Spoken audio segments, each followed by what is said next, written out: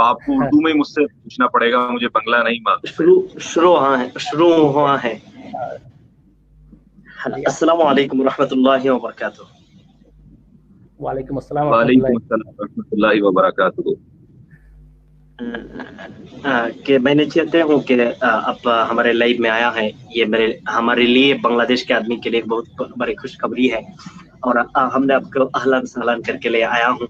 और मैंने दावा किया कि आपने जो बातें करते हैं, और मैंने आपके बहुत से वीडियो देखा हुआ, तो यहाँ पे मैंने ये कि आपके वीडियो बांग्लादेश के आदमी के पास नहीं पहुँचा, बहुत से आदमी के पास नहीं पहुँचे, इसलिए हमने चाहते हो कि आप हमारे लाइव में आए। तो हमारे दोनों आदमी भाई किबरिया भाई, उसके बहुत बड़ी यूट्यूब चैनल है, तो उन्हों के वीडियो बहुत है आदमी देखते हैं। तो अगर आप हमारे इस लाइव में आए तो ये मैसेज बहुत से आदमी के पास पहुंच जाएगा, इसलिए आपको दावत किया और आपने एक्सेप्ट किया है, इसलिए कि आपके लिए अहलन सहलन है। और आप ऐसे है, ये हमारे लिए बहुत खुशखबरी है कि आपने हमारे लाइव में आया है। नहीं, बहुत शुक्रिया। मैं आपका शुक्रगुजार हूँ, आपका शुक्रिया, आपको थैंक यू कहता हूँ कि आपने मुझे अपने चैनल पर बुलाया, मदऊ किया। सिर्फ एक मसला है, काश के मुझे बंगला आती होती तो बहुत ही मजेदार बात होती कि मैं बंगला में अपने भाइयों से गुफ्तगू करता, लेकिन जाहिर है मुझे बंगला जबान नहीं आती, तो मुझे उर्दू बोलनी होगी, और इसके लिए मैं माजरत चाहता हूँ।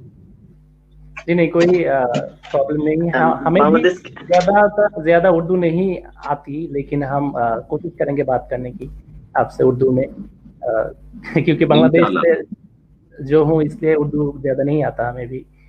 हाँ भाई, तो रुहुल अमीन भाई गए हैं ये लिंक शेयर करने के लिए, तो हम अपना जो बात ये शुरू करें या आप स्टार्टिंग करेंगे? जैसा आप बेहतर समझिए। अगर आप चाहते हैं कि मैं कुछ बात करूं तो मैं कर सकता हूं, मेहमान जो पूछेंगे जी। तो पहले मैं एक क्वेश्चन करता हूं आपसे, एक सवाल करता हूं जो मुझे लगता है पर्सनली, इनसे जो इन सारे मुल्हिदों से बात करके मुझे जो लगा वो मैं आपसे पूछना चाहता हूं। मैंने एक चीज देखा इन्हों में, वो है कि ये सारे लोग सब मिलके जो ये काम कर रहे हैं वो है, चाहे किसी के पास प्रूफ हो या ना हो, ये सारे विश्वास करते हैं कि एवोल्यूशन का जो थ्योरी है वो सच्ची है, वो एकदम की सही है, यही वो लोग मानते हैं। और इवन जबकि होमोसेक्सुअलिटी एक जो चीज है, जबकि ये साइंटिफिकली भी ये गलत है, तब भी ये लोग इसको सभी मिलके सपोर्ट करते आ रहे हैं, सभी मिलके। और एक और बात जो मुझे लगा कि ये लोग एक साथ ये लोग मानते हैं, वो बात है कि ये लोग जो क्या कहते हैं, इंसेस्ट जो रिलेशनशिप है, ये चीज को भी ये लोग सभी मिलके सपोर्ट करते आ रहे हैं। तो मुझे ये सब कुछ एक साथ मुद्दे पर रखते हुए जो लगा, मेरा ध्यान में जो आया, तो उस मुझे लगा कि ये लोग एक्चुअली में एक धर्म बना के बैठे हुए हैं और उसी को स्प्रेड करने की कोशिश कर रहे हैं हमारे समाज में। एथीज्म के नाम पे ये लोग एक्चुअली एक धर्म को स्प्रेड करने की कोशिश कर रहे हैं और स्टैब्लिश करने की कोशिश कर रहे हैं। तो आपको इस पर क्या लगता है, एक्चुअली ये सही है और गलत? देखें, ये बड़ा एक वसी मौजू है, इट्स अ ब्रॉड सब्जेक्ट, एक बहुत सारी इस पे तफसील चाहिए, लेकिन मैं आपसे चंद बुनियादी बातें अर्ज कर देता हूँ। ये बात तो दुरुस्त है कि इल्हाद या एथीज्म इस दौर में एक मजहब की सूरत इख्तियार करता जा रहा है, यानी इनके अंदर एक खास तरह की तंग नजरी आई है, इनके अंदर एक खास तरह के जो है ना इन्होंने अकायद क्रिएट कर लिए हैं। लेकिन इसका इतलाक कुछ लोगों पर किया जा सकता है, सब पर शायद करना दुरुस्त ना हो, लेकिन ये दुरुस्त है कि इनकी जो रफ्तार है वो मजहब की जानिब जा रही है। अलबत्ता ये जो बातें आपने कही कि होमोसेक्सुअलिटी हो गई या इंसेस्ट रिलेशनशिप हो गया, ये इसको प्रोमोट कर रहे हैं या इसको कबूल कर लेते हैं, उसके पीछे क्या वजह है वो वजह समझना जरूरी है। यानी ऐसा क्यों है कि एक इंसान इस बात को गवारा कर ले, यानी कि एक मर्द जो है वो दूसरे मर्द के साथ जिस्मानी ताल्लुक पैदा करे, या एक माँ बेटे के साथ और बहन भाई के साथ, यानी ये वो रिश्ते हैं जिनका सोचने से जबान लड़खड़ाती है और आपकी आंखें झुक जाती हैं कि कोई ये बात सोचे भी, लेकिन उसको भी ये डायलॉग में ले आते हैं। तो ऐसा है क्यों? ऐसा इसलिए है मेरे भाई कि जिंदगी गुजारने के दो ही तरीके हैं, ठीक है। पहला तरीका क्या है कि आप ये माने कि आपका कोई बनाने वाला है, इस कायनात को किसी ने बनाया है और वो आपको बताएगा कि आपने ये जिंदगी कैसे गुजारनी है। जब आप इस बात को मान लेते हैं तो आपके पास वही की शक्ल में ये बातें आती हैं कि आपने क्या करना है और क्या नहीं करना, और उसी बनाने वाले ने आपकी एक जो फितरत बनाई है वो भी उन बातों की गवाही देती है। लेकिन एक जिंदगी गुजारने का दूसरा तरीका भी है जो आज बदकिस्मती से मगरिब में शोहरत पा गया है, वेस्ट के अंदर वो प्रोमोट किया गया है, और वहीं से इल्हाद भी बरामद हुआ है और ये सारे अकायद भी बरामद हुए हैं। और वो क्या है? वो ये है कि भाई खुदा को नहीं मानो, या तो खुदा का इनकार कर दो जैसे एथीज्म में होता है, या अगर खुदा को मानना भी है ना तो भाई religion is a personal matter, don't talk about religion as a country issue कि भाई आप जो है ना किस तरह रूल्स गुजारेंगे, क्या करेंगे, नहीं भाई इट्स योर पर्सनल मैटर।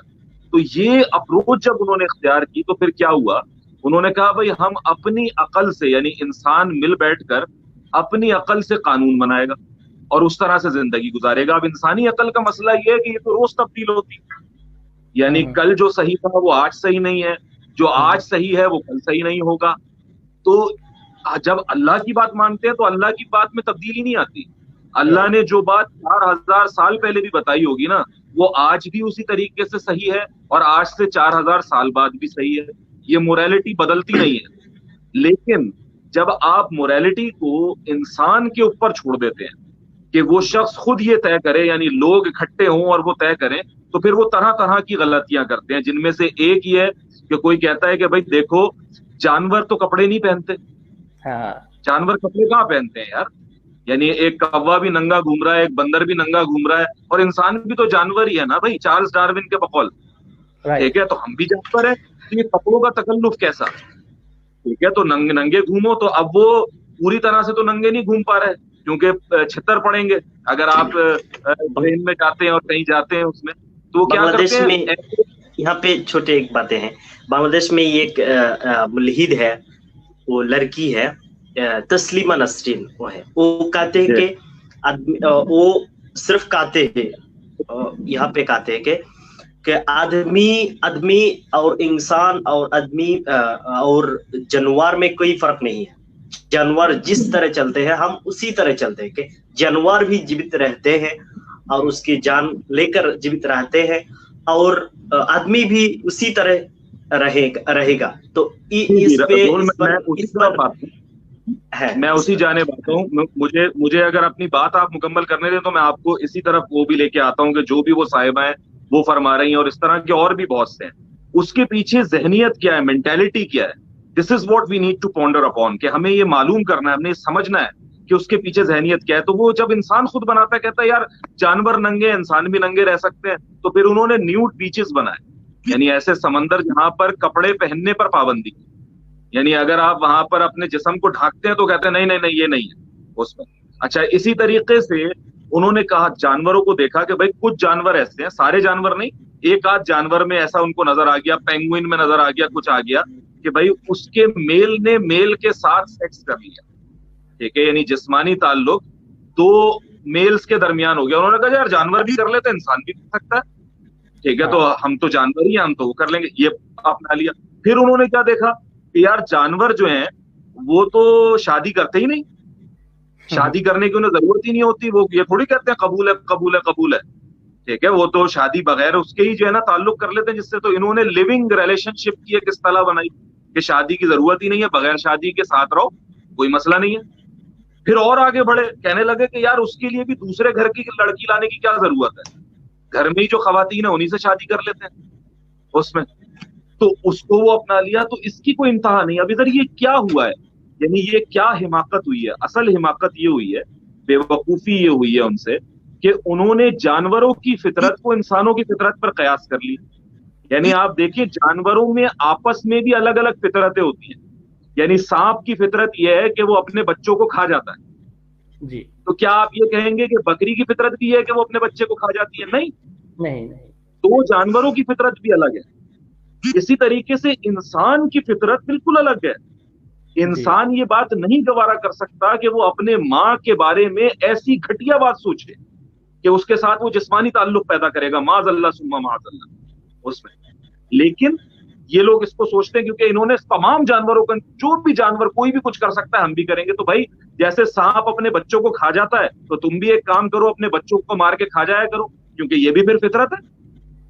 अगर फितरत पे ही चलना है जानवरों की, तो ये भी फितरत है। तो ये बात है वो गलत, जहां से इन्हें गलती लगी है।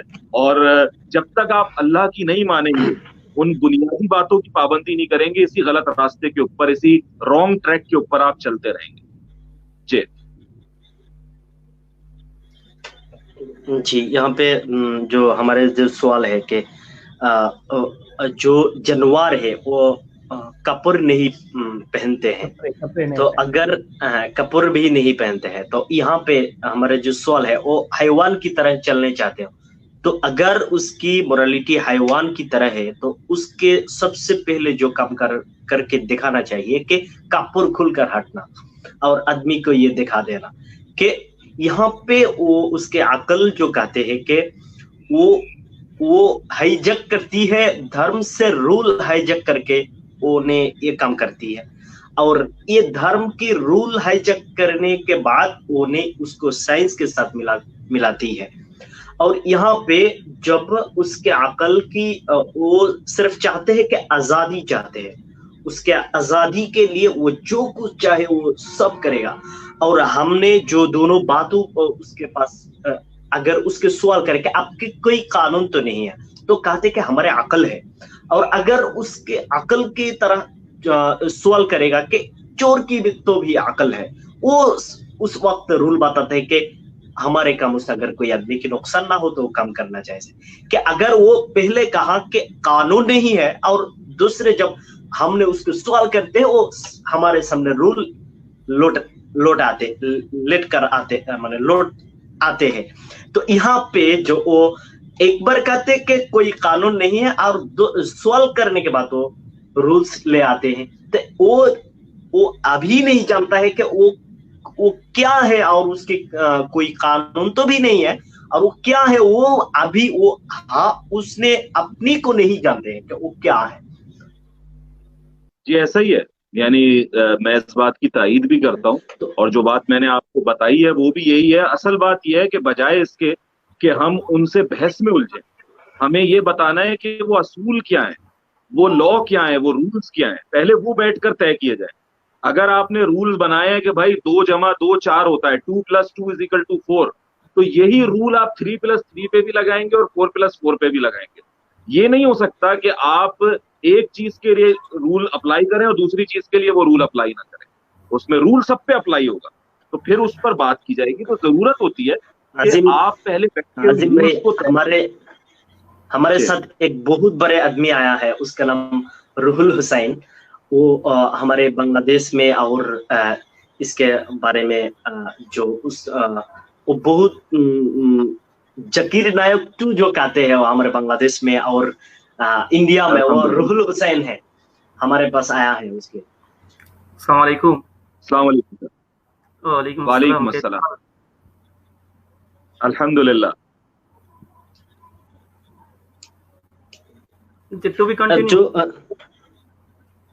तो यहाँ पे हम जो बात करना चाहते हो कि खुदाई ताला के सबूत हमारे आज की टॉपिक जो है, तो इसके बारे में अगर आप शुरू करें तो बहुत खुश होगा। आप चाहते हैं कि मैं गुफ्तगू करूं कुछ, कि आप कुछ पूछना चाहते हैं मुझसे रुहुल? अगर आप बोलो। तो यहाँ पे हम हमारे जो सवाल है यहाँ पे कि खुदाई ताला को सबूत की डेफिनेशन वो नहीं बताता है कि हम जब बांग्लादेश के आदमी के साथ जब बात करेगा, तो एक लड़के आया है हमारे लाइफ में, अगर उन्हें खुदाई ताला का सबूत चाहिए ऐसे करके बात किया, जब अगर हमने उसको सवाल किया कि सबूत कैसे कहते, वो बताता है सिर्फ वो खुलकर बताता है कि सबूत क्या है मैं नहीं जानता हूँ। तो हमारे पास आपके पास जो सवाल है हमारे जो ये है कि आप बताइए कि खुदाई ताला के सबूत वो किस तरह जानना चाहते हूँ, और खुदाई ताला के सबूत हमारे पास क्या है, हमारे पास क्या है कि इसके बारे में। इंशाल्लाह देखें, इसमें सबसे पहले तो एक बात ये समझें कि जब भी कभी किसी एथियस्ट से आपकी बात हो, जब भी आप किसी मुल्हिद से मुखातिब हों, उससे बात हो रही हो, मकालमा हो रहा हो, तो हमेशा ख्याल रखें कि उसके सवाल के जवाब देने ना बैठ जाए। पता चला उसके पास 2000 सवाल हैं और आप हर सवाल का उसको जवाब देने बैठ गए, नहीं, इसका कभी कोई नतीजा नहीं निकलेगा। सबसे पहले उस पर यह साबित कीजिए कि क्या खुदा है या नहीं है। यानी पहला सवाल हमेशा एक मोमिन और मुल्हिद के दरमियान जो तय पाना चाहिए वो ये है कि डज गॉड एग्जिस्ट, क्या अल्लाह पाक है या नहीं है। यानी ये सवाल है जिस पर हमेशा डिस्कशन को आपने आगाज करना है, स्टार्ट करना है। ऐसा नहीं हो सकता कि एक शख्स खुदा पर तो यकीन नहीं रखता और आप उसे बता रहे हैं कि वाकया मेराज में क्या हुआ था, या ये बता रहे हैं कि जी हजरत आयशा रजी अल्लाह ताला अन्हा की उम्र मुबारक क्या थी, या इस तरीके के दीगर सवालों के जवाब दे रहे हैं। ये सवाल सबके जवाब आते हैं, लेकिन ये जवाब बाद में आते हैं। पहला सवाल क्या होगा? पहला सवाल ये होगा कि क्या खुदा है, यानी क्या हमारी अकल, हमारी फितरत, हमारा वजूद इस बात की गवाही देता है कि इस कायनात को बनाने वाला कोई खुदा है। ये बात हमने साबित करनी है, ठीक है। अब ये कैसे साबित हो सकती है? तो इसके बेशुमार तरीके, यानी एक दो नहीं है। अगर मैं आपसे इस पर आप मुझसे पूछेंगे ना तो एक दो घंटे तो क्या, मेरे ख्याल से मैं पूरा दिन आपको मुख्तलिफ अस्तदलाल बताता रहूं इंशाल्लाह कि भाई क्या क्या हो सकते हैं, किस किस तरह से आप बात कर सकते हैं। लेकिन चंद एक चीजें मैं आपको बताए देता हूं जिससे एक हल्का सा खुलासा या आपके नाज़रीन तक जो है ना वो बात पहुंचेगी। देखें, अल्लाह रब्बुल इज्जत ने इस कायनात को तख्लीक किया, ये हमारा दावा है। यानी एक मुल्हिद कहता है कि भाई मैं अल्लाह को नहीं मानता, मैं किसी खालिक को नहीं मानता। उससे पूछो भाई इस दुनिया को तो मानते हो ना, ये तो मानते हो कि ये दुनिया है? हाँ मानते हैं, दुनिया को मानते हैं। अच्छा, तो ये जो कायनात है, ये जो यूनिवर्स है, ये कैसे आया है? यानी सबसे पहली बात ये है कि ये कैसे आया है। अब इसके ऊपर गौर कर लो, कैसे आया है? क्या ये खुद ब खुद बना है? यानी क्या ये यूनिवर्स इसने अपने आप को खुद बनाया? ये अकल के भी खिलाफ है, ये साइंस के भी खिलाफ है। साइंस ने खुद कहा है कि बिग बैंग से इसका आगाज हुआ है। यानी उसको ये नहीं पता कि बिग बैंग से पहले क्या हुआ है, प्री बिग बैंग एरा के बारे में वो नहीं जानता उसने। तो कायनात ने खुद अपने आप को नहीं बनाया। पहली पॉसिबिलिटी गई बाहर। अब दूसरी पॉसिबिलिटी पे आ जाओ। अच्छा, अगर ये खुद ब खुद नहीं बना तो सारी मखलूकों में जिन मखलूक को हम सबसे इंटेलिजेंट समझते हैं वो इंसान है, तो क्या इंसान ने इस कायनात को बनाया? इसका जवाब ये है कि नहीं। सारे इंसान कहते हैं नहीं भाई, इस कायनात को तो इंसानों ने तो नहीं बनाया, हम तो खुद ढूंढ रहे हैं कि किसने बना दिया।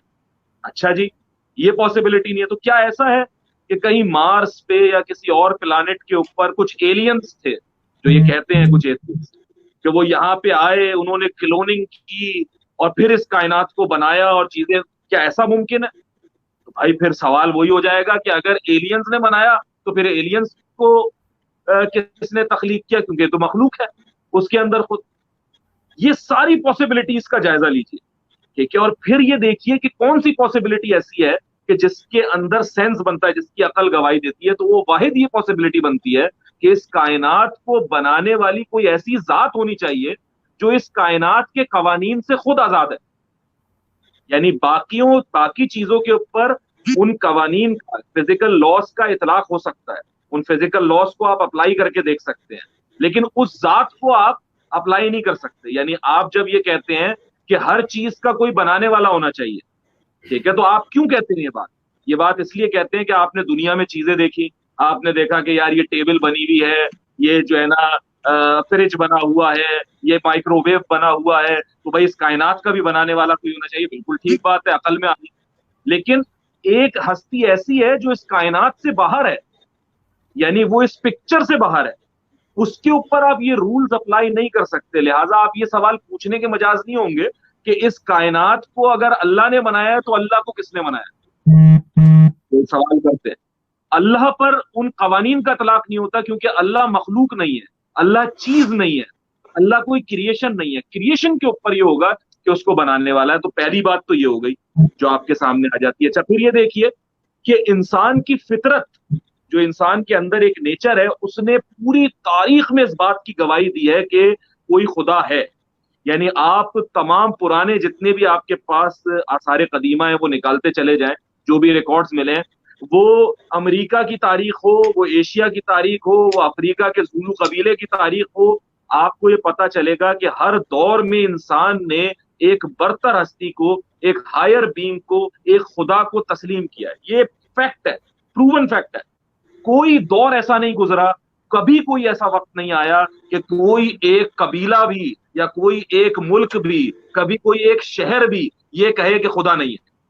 हमेशा पूरी तारीख ने क्यों कहा? क्योंकि ये अंदर से गवाही आती है। एक बच्चा, हम सबका एक्सपीरियंस होता है कि हमारे छोटे बच्चे होते हैं तो बच्चे ये सवाल पूछते हैं कि मैं कहां से आया, तो आप उसे जवाब देते हैं यार परी से जो है ना मैंने तुम्हें लिया था, हॉस्पिटल से तुम्हें जो है ना खरीद के लाया था, बाजार से खरीदा था, ठीक है, एक एंजल दे के चला गया, जो भी आप कहते हैं, उस बच्चे को जो भी मुतमईन करने के लिए आप जवाब देते हैं। लेकिन उसका ये सवाल कि मैं कहां से आया हूं, ये बताता है कि अल्लाह के होने की प्यास उसके अंदर मौजूद है। यानी देखिए, एक इंसान प्यासा होगा और आप उसे पानी देंगे तो वो फौरन पानी पिएगा, उसकी प्यास बुझ जाएगी। एक शख्स को प्यास ही नहीं है, थर्स्ट ही नहीं है, और आप उसे पानी पिलवा रहे हैं तो वो पानी नहीं पिएगा, उसके मुंह से पानी बाहर आ जाएगा। अल्लाह की प्यास हमारे अंदर मौजूद है कि इस कायनात का कोई बनाने वाला होना चाहिए, इसलिए पूरी इंसानियत ने, यानी ये कोई मुसलमान नहीं है, ये कोई अरबी नहीं है, ये सिर्फ कोई बंगाली नहीं है, पाकिस्तानी नहीं है, हिंदुस्तानी नहीं है, ये पूरी दुनिया ने तमाम दौर में इस बात की गवाही दी है कि खुदा है, उसने बनाया। ये हमारी फितरत की आवाज है, ये हमारे अंदर से आती है। अभी एक रीसेंट तहकीक हुई थी जो ऑक्सफोर्ड से शाये हुई थी, ऑक्सफोर्ड यूनिवर्सिटी की जानिब से। उन्होंने कहा कि अगर आप एक इंसान को किसी जंगल में छोड़ दें, किसी जंगल में एक इंसान को डाल दें, उसको आप बस खाने पीने के लिए उसको चीजें मिलती रहें, लेकिन आप उसे कहीं भी कोई मजहब ना बताएं, ठीक है, कोई मजहब की तालीम ना दें, आप उसे कोई दूसरा फलसफा ना पढ़ाएं, वो खुद ही अकेला वहां पे पले बढ़े, तो क्या होगा उसके साथ? तो साइंटिफिक रिसर्च ये बता रही है कि he end up believing in God, कि वो खुद ब खुद खुदा पर यकीन करने लगेगा। वो देखेगा सूरज निकल रहा है, वो देखेगा यार ये फल मेरे लिए गिर रहे हैं, ये वो खुद इस चीज की तरफ जाए। अब उसका जो है ना, वो तरह तरह की एक्सप्लेनेशन बनाते हैं कि जी वो एवोल्यूशन की वजह से हमारे जीन्स के अंदर ये बात आ गई है, यूं आ गई है, ये आ गई है, जो भी वो कहें, but the matter of fact is कि खुदा का इस्तदलाल हमारे अंदर से आ रहा है। तो देखिए, ये फितरत भी आपकी गवाही दे रही है इस बात के ऊपर। इस तरह के बेशुमार इस्तदलाल है जिसको आप पेश करते। छोटे से मेरा बात है कि अगर जो दरख्त ने वो आवाज सुनते नहीं है, तो यहाँ पे अगर अल्लाह चाहे तो उसकी जबान खुल जाए, वो कहे कि आवाज की कोई चीजें भी नहीं है, अगर वो कहेगा कि दरख्त ने कहेगा कि आवाज की कोई चीज नहीं, कि उसके हवास से में जो है कि वो सुनने की जो हवास है उसके पास भी नहीं है, तो वो तो कहेगा कि आवाज तो भी कोई चीजें भी नहीं है। तो हमारे आदमी के हवास से सलीमा है, हवास से खमसा है, और 5 चीजें हैं, 5 चीज से हम कोई वजूद के पास हमने जाकर उस वजूद को हमने समझते हैं। तो यहाँ पे कि अगर आदमी के लिए ऐसा कोई हवास हिस्स तो है जो हमने खुदा ताला को अगर क़यामत के तक अगर आप उसको देखेगा तो यहाँ पे उस हवास भी आ जाएगा। यहाँ पे जो बात है कि अगर हमने कहा कि खुदा ताला नहीं है, तो वो दरख्त की तरह बात क्या है कि दरख्त बताता है कि आवाज भी नहीं है। यहाँ पे ऐसी बात अगर आदमी का है तो ये दरख्त की तरह बात करते हैं। तो यहाँ पे हमने जो बात करना, यहाँ पे जो बात क्लियर है यहाँ पे कि मुल्हिद ने दरख्त की तरह बात करते हैं, और वो कहते हैं कि आदमी की खुदा ताला को ये मानना भी, ये चीजें भी कि हम हर सारी तमाम कायनात की एक खुदा रहना चाहिए। तो खुदा रहने का ये जो उसके अकल में आते ही ये चीजें भी गलत है। वो कहते हैं कि इस पर हमारे ये सवाल भी होता है कि खुदा ताला नहीं है, ये जो गुमान करते हैं ये भी इसके कोई अकली कोई चीजें नहीं है। कि इस सारी चीजों के पीछे इल्लत है। जी बिल्कुल, ये एक तरीका है रुहुल अमीन साहब, मगर देखें इसको यूं भी देखिए कि ये दरअसल जिसको आप कह रहे हैं ना कि वो हवास की बात करते हैं, उसके लिए जो ये टर्म इस्तेमाल करते हैं अंग्रेजी में, इंग्लिश में, उसे कहते हैं कि हमें एम्पेरिकल एविडेंस। हमारे पास अजीम भाई एक है बात है कि हमारे पास बहुत वक्त रुहुल हुसैन भाई आया है, उस अगर चाहिए तो जरूर प्लीज जी जरूर आप बात कीजिए। आप बोलिए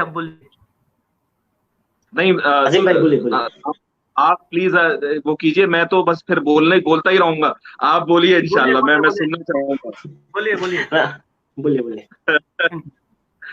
नहीं, बस मैं एक मुख्तसर बात ये कह रहा था कि ये एम्पेरिकल एविडेंस का जो है वो तकाजा करते हैं कि जो हवास से जो है ना चीजें आ सके, लेकिन जिंदगी में ऐसे बहुत सारे हकाइक हैं जिन्हें हम हवास से नहीं जानते बल्कि अकल से, इस्तदलाल से, आर्गुमेंट से समझते हैं। उस चीज को हम अपनी आंखों से नहीं देखते, उसे छू नहीं सकते, लेकिन हम उसे पाते हैं समझ के जरिए, अपनी समझ से हम उस बात को पहचानते हैं, जानते हैं। और अगर सिर्फ आंखों से देखकर मानना होता तो फिर इम्तिहान ना रहता। अल्लाह ताला ने इस बात को बयान किया है कि अगर हम फरिश्ते नाजिल कर देते, कोई सीढ़ी लगा देते, कोई किताब ऊपर से उतार देते, तो फिर तो इम्तिहान खत्म हो जाता। यानी आपने अल्लाह ताला को देख लिया, उसके बाद आप अल्लाह पर ईमान लाए, तो फायदा क्या, इम्तिहान क्या? कौन होगा तो फिर ईमान नहीं लाएगा अल्लाह को देखकर अल्लाह पर? जाहिर है वो लेकर आएगा। इम्तिहान क्या है? इम्तिहान ये है कि समझ कर ईमान लाना है, आपने जायजा लेना है। आप अल्लाह को नहीं देख रहे लेकिन अल्लाह की तख्लीक को तो देख रहे हैं। आपने पेंटर नहीं देखा लेकिन पेंटिंग तो देखी है ना। पेंटिंग देखकर आप पेंटर को पहचान लेते हैं कि हाँ पेंटर होगा।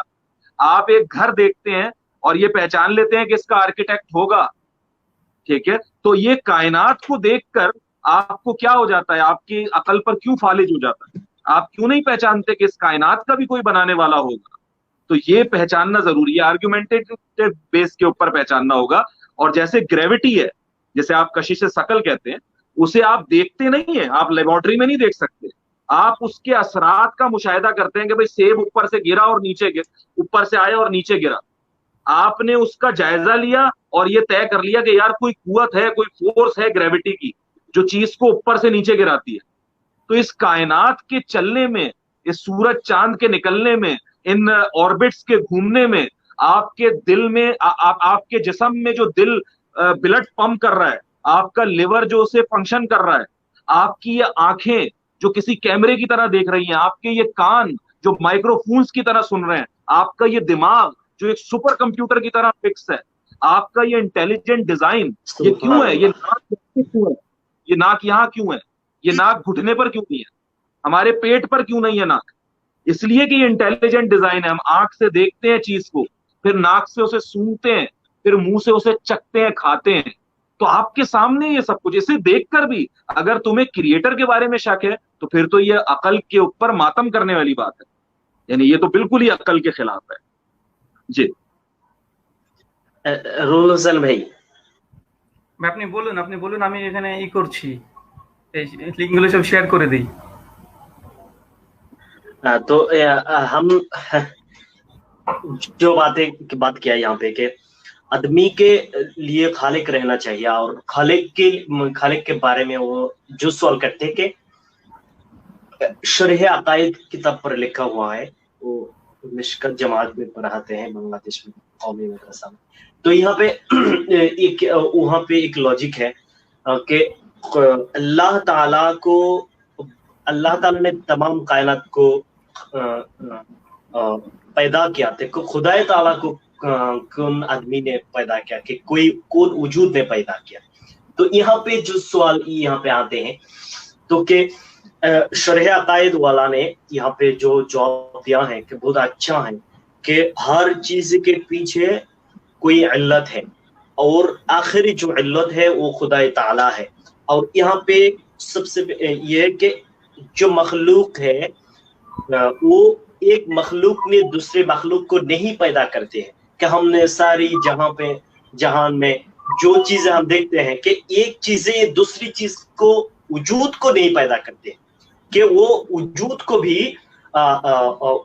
भी एक वजूद से दूसरी वजूद पर ये क्या क्या कहते हैं कि दूसरी चीजें पर ये लेते हैं, मगर कोई वजूद एक वजूद दूसरे वजूद को नहीं पैदा करते हैं।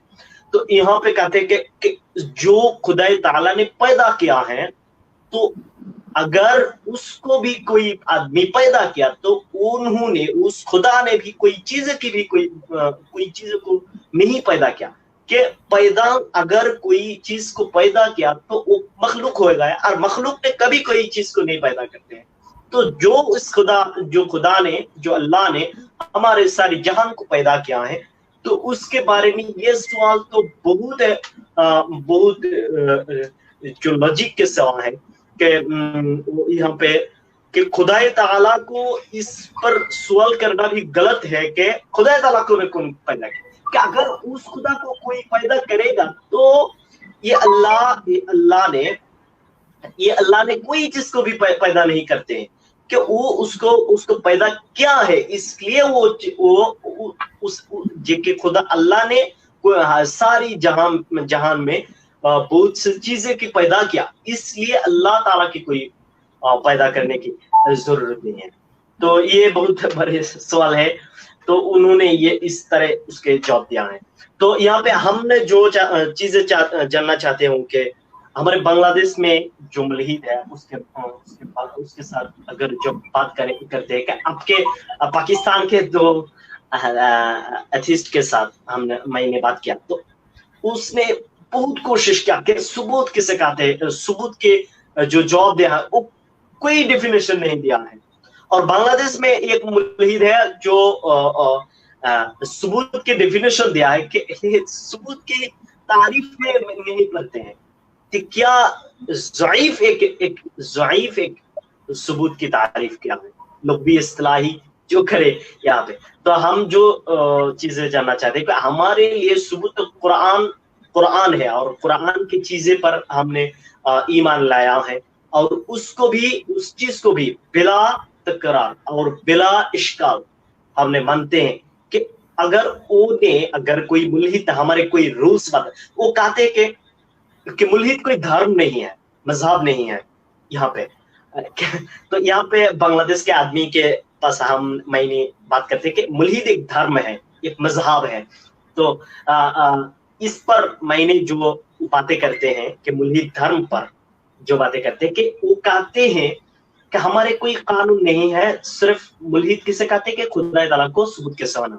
तो रसूल के शादी के बारे में वो किस लिए सवाल करते हैं कि उसके सवाल भी साबित करता है कि वो मुल्हिद एक धर्म है, कि सिर्फ खुदा ताला को ना मानना भी उसकी कोई धर्म नहीं है। यहाँ पर एक सवाल करते हैं कि वो कवानीन के खिलाफ एक कवानीन खड़े करते हैं। तो यहाँ पे सोवियत यूनियन पर उन्होंने, अगर कोई आदमी गूगल में लिखे या विकिपीडिया पर लिखे कि सोवियत यूनियन के रिलीजन के जगह पर क्या लिखा हुआ है, उन्हें लिखा हुआ कि एथिज्म, रिलीजन के जगह पर। तो हम जो चीजें जानना चाहते हो कि इस धर्म में अगर खुदाई ताला के सबूत भी यहाँ पे क्लियर नहीं है, तो हम जो चीज आपके पास जानना चाहते हैं कि सबूत के डेफिनेशन उसके बारे में नहीं है, तो इसके बारे में आप क्या बात कहें? ये सवाल आप मुझसे पूछ रहे हैं रुहुल अमीन साहब, या रुहुल हसन साहब से पूछ रहे हैं? मैं नाजिम भाई को पूछा, और रुहुल हसन भाई अगर चाहिए तो इसके बारे में कोई बात कहें। आप बोलिए। अच्छा, मुझे लगा कि शायद मैं इतना बोल चुका हूं तो अब रुहुल हसन साहब से बुलवाया जाएगा, लेकिन चलिए। तो सबूत की आप डेफिनेशन की बात कर रहे हैं। देखिए, सबूत जो है ना, मैंने जैसे कहा कि ये इंतहाई हिमाकत है, ये बहुत बेवकूफी की बात है कि आप ये कहें कि अगर किसी चीज को देखूंगा तो मानूंगा, ये सबूत है। नहीं, ऐसा सबूत नहीं होता। इल्मी दुनिया में सबूत अलग होते हैं। मिसाल के तौर पे इल्मी तवातुर की एक जो टर्म है, जब आप पूरी जनरेशन टू जनरेशन एक नॉलेज चलती हुई आती है तो आप मानते हैं। मिसाल के तौर पे गालिब एक बहुत बड़ा शायर कहते हैं, हदीस के गालिब एक बहुत बड़ा शायर गुजरा है, उसका दीवाने गालिब बहुत मशहूर है। ठीक है, हम ये कहते हैं कि अलेक्जेंडर एक बहुत बड़ा बादशाह गुजरा है, एक कॉन्करर गुजरा है, उसने बहुत सारे इलाके फतह किए। ये इत्तला हमें कैसे पहुंची, हम ये बात क्यों मानते हैं? हम तो नहीं मिले गालिब से जाकर के हम यकीन करें इस बात पे। ये नस्ल दर नस्ल, ये जनरेशन टू जनरेशन नॉलेज की ट्रांसमिशन होती हुई आई है, जिसने बताया है कि हाँ कोई जो है ना शख्स गुजरा है जिसका नाम गालिब है और ये किताब उसने लिखी है, तो हम उसे मानते हैं। तो अब ये आपने आंखों से नहीं देखा, लेकिन एक नॉलेज ट्रांसमिशन से माना। तो सबूत मुख्तलिफ नौइयत के होते हैं, एक अकली इस्तदलाली नौइयत का होता है, एक मुशाहिदे की नौइयत का होता है, एक तारीखी नौइयत का होता है, एक आपके अंदर फितरत की नौइयत का होता है, ठीक है। इसी तरीके से एक सबूत मोतबर गवाही का होता है, यानी जब आपको कोई गवाही दे कोई सच्चा इंसान जिसके बारे में आप ट्रस्ट करते हैं कि हाँ यार ये ट्रस्टवर्दी इंसान है, वो किसी बात की गवाही दे, तो ये अपने आप में एक सबूत का किरदार अदा करती है। यानी गवाह क्यों पेश किए जाते हैं अदालत में? ताकि उनकी बात पर जो है वो विश्वास किया जाए या यकीन किया जाए उसमें। तो आप देखते हैं हजरत आदम अलैहिस्सलाम से लेकर मोहम्मद सल्लल्लाहु अलैहि वसल्लम तक रसूलों की एक पूरी चेन है, 1,24,000 रसूल आए हैं, जिनमें से बहुत सारों के बारे में हमें बताया गया, यानी जितने हमने नाम सुने हैं तमाम, उसमें उनको नस्ल दर नस्ल उनकी ट्रांसमिशन हुई है, और उनके बारे में उनके जो दुश्मन है वो भी ये कहते हैं कि वो इंतहाई सच्चे इंसान थे। रसूल अल्लाह सल्लल्लाहु अलैहि वसल्लम के दुश्मन भी उन्हें सादिक और अमीन के नाम से पुकारते हैं कि वो सच्चे थे और अमानतदार थे, उन्होंने भी गवाही दी। ये गवाही भी अपने आप में सबूत है। तो सबूत बहुत सारे मुख्तलिफ होते हैं। ये बात बेवकूफ़ी है या कम अकली है कि इंसान समझे कि भाई मैं देखूंगा छूंगा तो मानूंगा वरना नहीं मानूंगा, ठीक है। तो ये इस तनाजुर को समझ लिया जाए तो बात समझ में आ जाती है कि आप लॉजिकल कंक्लूजन को भी सबूत मान सकते हैं। तो यहाँ पे किबरिया भाई हैं, उन्होंने एक सवाल करने के जी। तो भाई कुछ दिन पहले मैंने एक चीज देखा जो कि द गार्डियन से शाया किया था, उन लोगों ने पब्लिश किया था एक चीज कि अमेरिका में ये मुल्हिद लोगों ने एक जो चर्च है उन लोगों के लिए अलग सा एक चर्च खोल के रखा हुआ है। तो मैंने देखा कि उस जगह पर हर संडे को वो लोग जाते हैं और जाने के बाद उधर वो लोग कुछ चीज़ें करते हैं, गाने गाते हैं और कुछ प्रैक्टिस करते हैं कि हम भाई मुल्हिदे हैं। तो ये मुझे लगता है कि भाई ये एक जो धर्म के तरह ही एक्ट कर रहे हैं। अब ये लोग सारे मिलके मुल्हिद लोग उधर जाके चर्च में जा रहे हैं, और उस चर्च का नाम भी है द गॉडलेस चर्च। तो मुझे अभी ये लगने लगा है कि शायद ये कहीं ना कहीं से ये एक रिलीजन की तरह बिहेव कर रहा है। तो ये आपको कैसा लगा ये चीज जो इन्होंने किया अमेरिका में? जी किबरिया साहब, आपने बिल्कुल सही कहा कि वहां पर उन्होंने एक ऐसा चर्च खोला हुआ है, और जैसा मैंने कहा कि अभी सारे एथियस्ट तो नहीं, लेकिन एथियस्ट के अंदर बहुत से ग्रुप ऐसे हैं जो बिल्कुल मजहब बन गए, और अगर ये ऐसे ही चलता रहा तो आगे जाकर ये सारे के सारे एक मजहब ही बन जाएंगे। ये बात आपकी बिल्कुल दुरुस्त है, और उसकी वजह ये है कि मजहब आपकी फितरत की आवाज है। यानी ये बात कि आपका कोई बनाने वाला हो और आप उसकी इबादत करें और आप उसके कहे पर माने, यानी उसके दिए हुए अहकाम पर चले, हमारी फितरत में। अब अगर कोई शख्स मजहब को खत्म करेगा ना, तो मजहब को खत्म करके वो एक और मजहब बना देगा। यानी वो अपने आप में ये समझेगा कि मैं मजहब को खत्म कर दिया, मजहब खत्म हो गया। मजहब खत्म नहीं होगा, मजहब की जगह वो एक और मजहब जो है ना वो लेकर आ जाएगा। भले वो उस मजहब को मजहब ना पुकारे, कोई और नाम रख ले। जैसे हम अकीका करके बच्चे का नाम बदल लेते हैं ना, ठीक है, हम कहते हैं भाई इसका नाम अब अब्दुल्ला नहीं है, अब इसका नाम जो है वो अब्दुल रहमान है उसमें, लेकिन होता तो वो वही है बच्चा। तो इसी तरीके से मजहब को अगर आप चेंज करने की कोशिश करेंगे, खत्म करने की कोशिश करेंगे, तो वो खत्म नहीं होगा, बल्कि आप एक और मजहब जो है ना वो क्रिएट कर देंगे। और यही हो रहा है एथीज्म के सिलसिले में। जिस तरफ आपने निशानदेही की कि भाई चर्च भी खुल गया, लोग जा भी रहे हैं, वहां पे बाकायदा दुआओं की तरह बातें भी पढ़ी जा रही हैं, वहां पर बाकायदा वो लिखी भी जैसे किताब होती है, जैसे 10 कमांडमेंट्स ऑफ गॉड है जो कि इंजील में आई है, तो उन्होंने अपनी 10 कमांडमेंट्स बना ली हैं वगैरह वगैरह। तो ये बनाएंगे। यही हाल आप देखिए फ्री मेसन्स में, ठीक है। फ्री मेसन्स की तंजीम का आपने नाम सुना हो, इंग्लैंड में मैं चूंकि रहता हूँ उमूमी तौर पे आजकल पाकिस्तान आया हुआ हूँ, लेकिन मैं इंग्लैंड में होता हूँ, तो वहाँ फ्री मेसन्स के जो बड़े लोग हैं उनसे मेरी बातचीत हुई उसके अंदर, तो उनके बाकायदा तकरीब है, वो एक खास तरीके का ड्रेस पहनेंगे, खास तरीके की टोपी लगाएंगे, वो हाथ में एक छड़ी पकड़ेंगे, जाएंगे तो दरवाजे पर खास तरीके, ये सारी चीजें जो है ना मजहब बना, मुझे पता है। सही सही बोला आपने, क्योंकि मैं इधर बांग्लादेश में कॉन्स्पिरेसी थ्योरीज के ऊपर स्टडी करता हूँ और इधर लोगों को मैं जो अलर्ट करता हूँ, तो ये बात आपने सही कहा, मैंने देखा है। तो आपको क्या लगता है ये फ्रीमेसन्स, इनके जो मुल्हिदों के जो लोग अभी ये लोग जो मुल्हिद, कुछ लोगों को जो पैसे मिलते हैं मुल्हिदों, ये धर्म और मुल्हिद एथीज्म को प्रीच करने के लिए, मेरे पास अभी बहुत सारे ये एविडेंस है कि ये लोगों को पैसे मिलते हैं ये काम करने के लिए। तो आपको क्या लगता है कि इनके पीछे कहीं ना कहीं फ्रीमेसन्स का हाथ हो सकता है? ये तो मुझे ये लगता है, तो आपको क्या लगता है?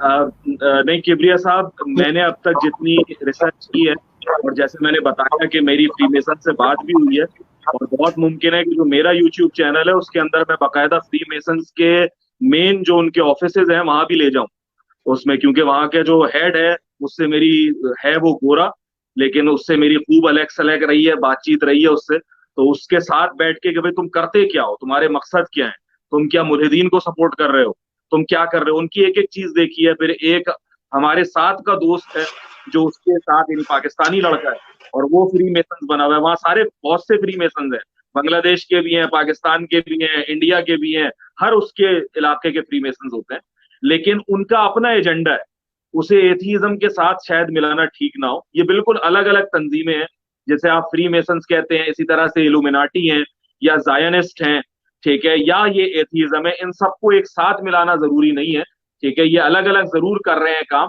लेकिन ये हो सकता है कि कुछ चीजों के अंदर ये एक दूसरे की मदद कर जाए, तो बात अलग है, लेकिन इनको एग्जैक्ट समझना कि ये वाकई एक दूसरे से मिलकर कोई जो है ना वो प्लान कर रहे हैं, कोई चीज इंजेक्ट कर रहे हैं, ये कभी अभी तक मेरे सामने ऐसी कोई हकीकत नहीं आई।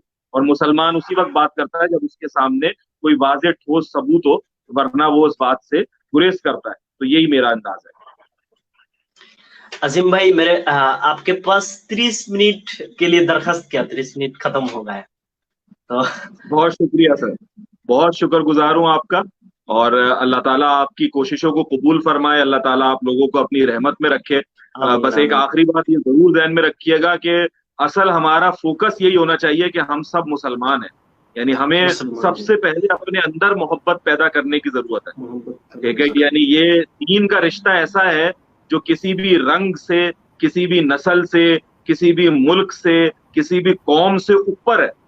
बस मुसलमान होना काफी है, ठीक है, कि हम उस एक अल्लाह के मानने वाले हैं और उसके हबीब रसूल अकरम सल्लल्लाहु अलैहि वसल्लम को आखिरी रसूल तस्लीम करते हैं।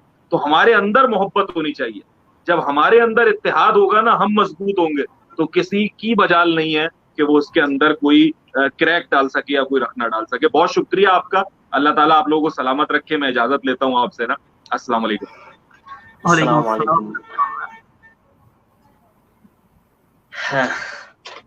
तो হোসেন ভাই, আচ্ছা আচ্ছা, চলে গেছেন। জি, আসসালামু আলাইকুম রুহুল হোসেন ভাই, কেমন আছেন? ওয়ালাইকুম আসসালাম ওয়া রাহমাতুল্লাহ, কেমন আছেন ভাই? এই তো আলহামদুলিল্লাহ ভাই। আজকে যদি আপনি আমাদের এই শোয়ে কিছু বলতেন, অনেকদিন মানে প্রথমবারের মতো আসলেন আমাদের শোয়ে, আজকে যদি কিছু বলতেন। আরে ভাই অনেকবার এসেছি। আচ্ছা যাই হোক, আপনার সাথে আমার কথা হয়নি এর আগে, আজকে টপিকটা আপনি শুনলেন, বিষয়টা আলোচনাও শুনলেন, এই বিষয়ে যদি কিছু বলতেন। ওই ভাইয়ের ইউটিউব থেকে সার্চ করে দেখছিলাম, ওনার সম্পর্কে জানতাম না, এই জন্যই। আচ্ছা আচ্ছা, অনেকগুলো ভিডিও আছে। আচ্ছা, এবং ওনার সাথে ওই যে হামজা জর্জিস ভাই যে আছে, ওনার সাথেও অনেক একটা আলোচনা আছে। তারপরে হচ্ছে ইমরান, ওই যে আইআরআর যারা, তাদের মধ্যে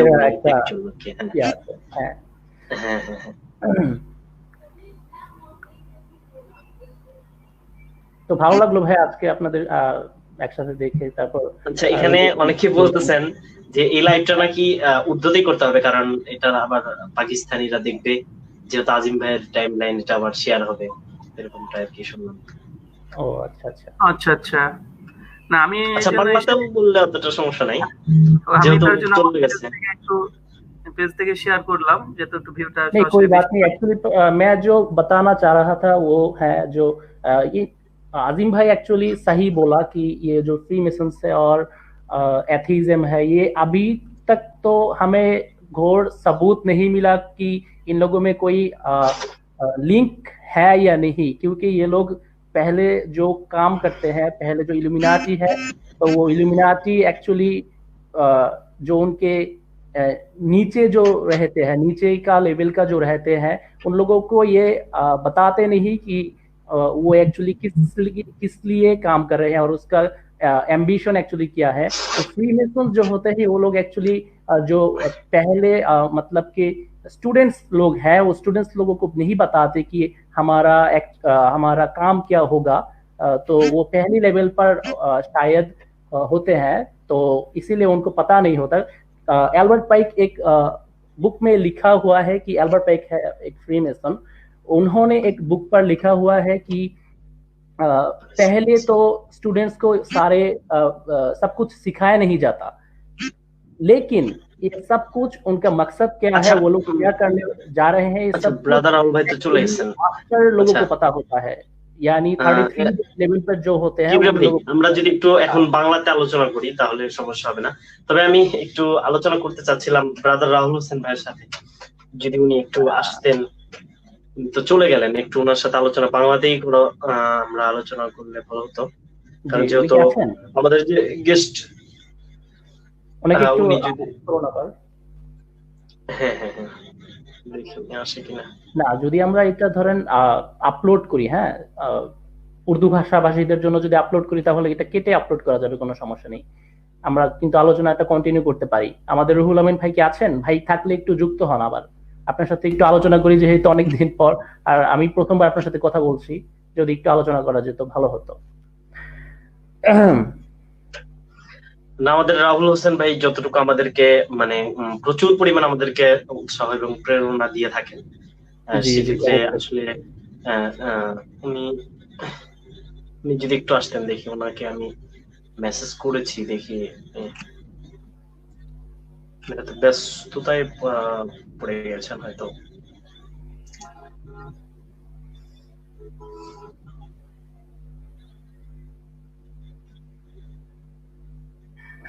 আচ্ছা যাই হোক, এখানে অনেকেই হাসতেছেন আমাদের মানে উর্দু ভাষার যে কথাটা, মানে আমরা আমাদের তো এটা মাতৃভাষা না, তো সেক্ষেত্রে আসলে আমরা আমাদের বেস্টটা ট্রাই করছি আর কি। হ্যাঁ আমাদের অবস্থান থেকে যতটুকু আমরা, এখানে অনেক শব্দ আসলে আমরা মনেও আনতে পারতেছি না, বলার সময় আসলে আসতেছে না, এটা একটা বিষয়।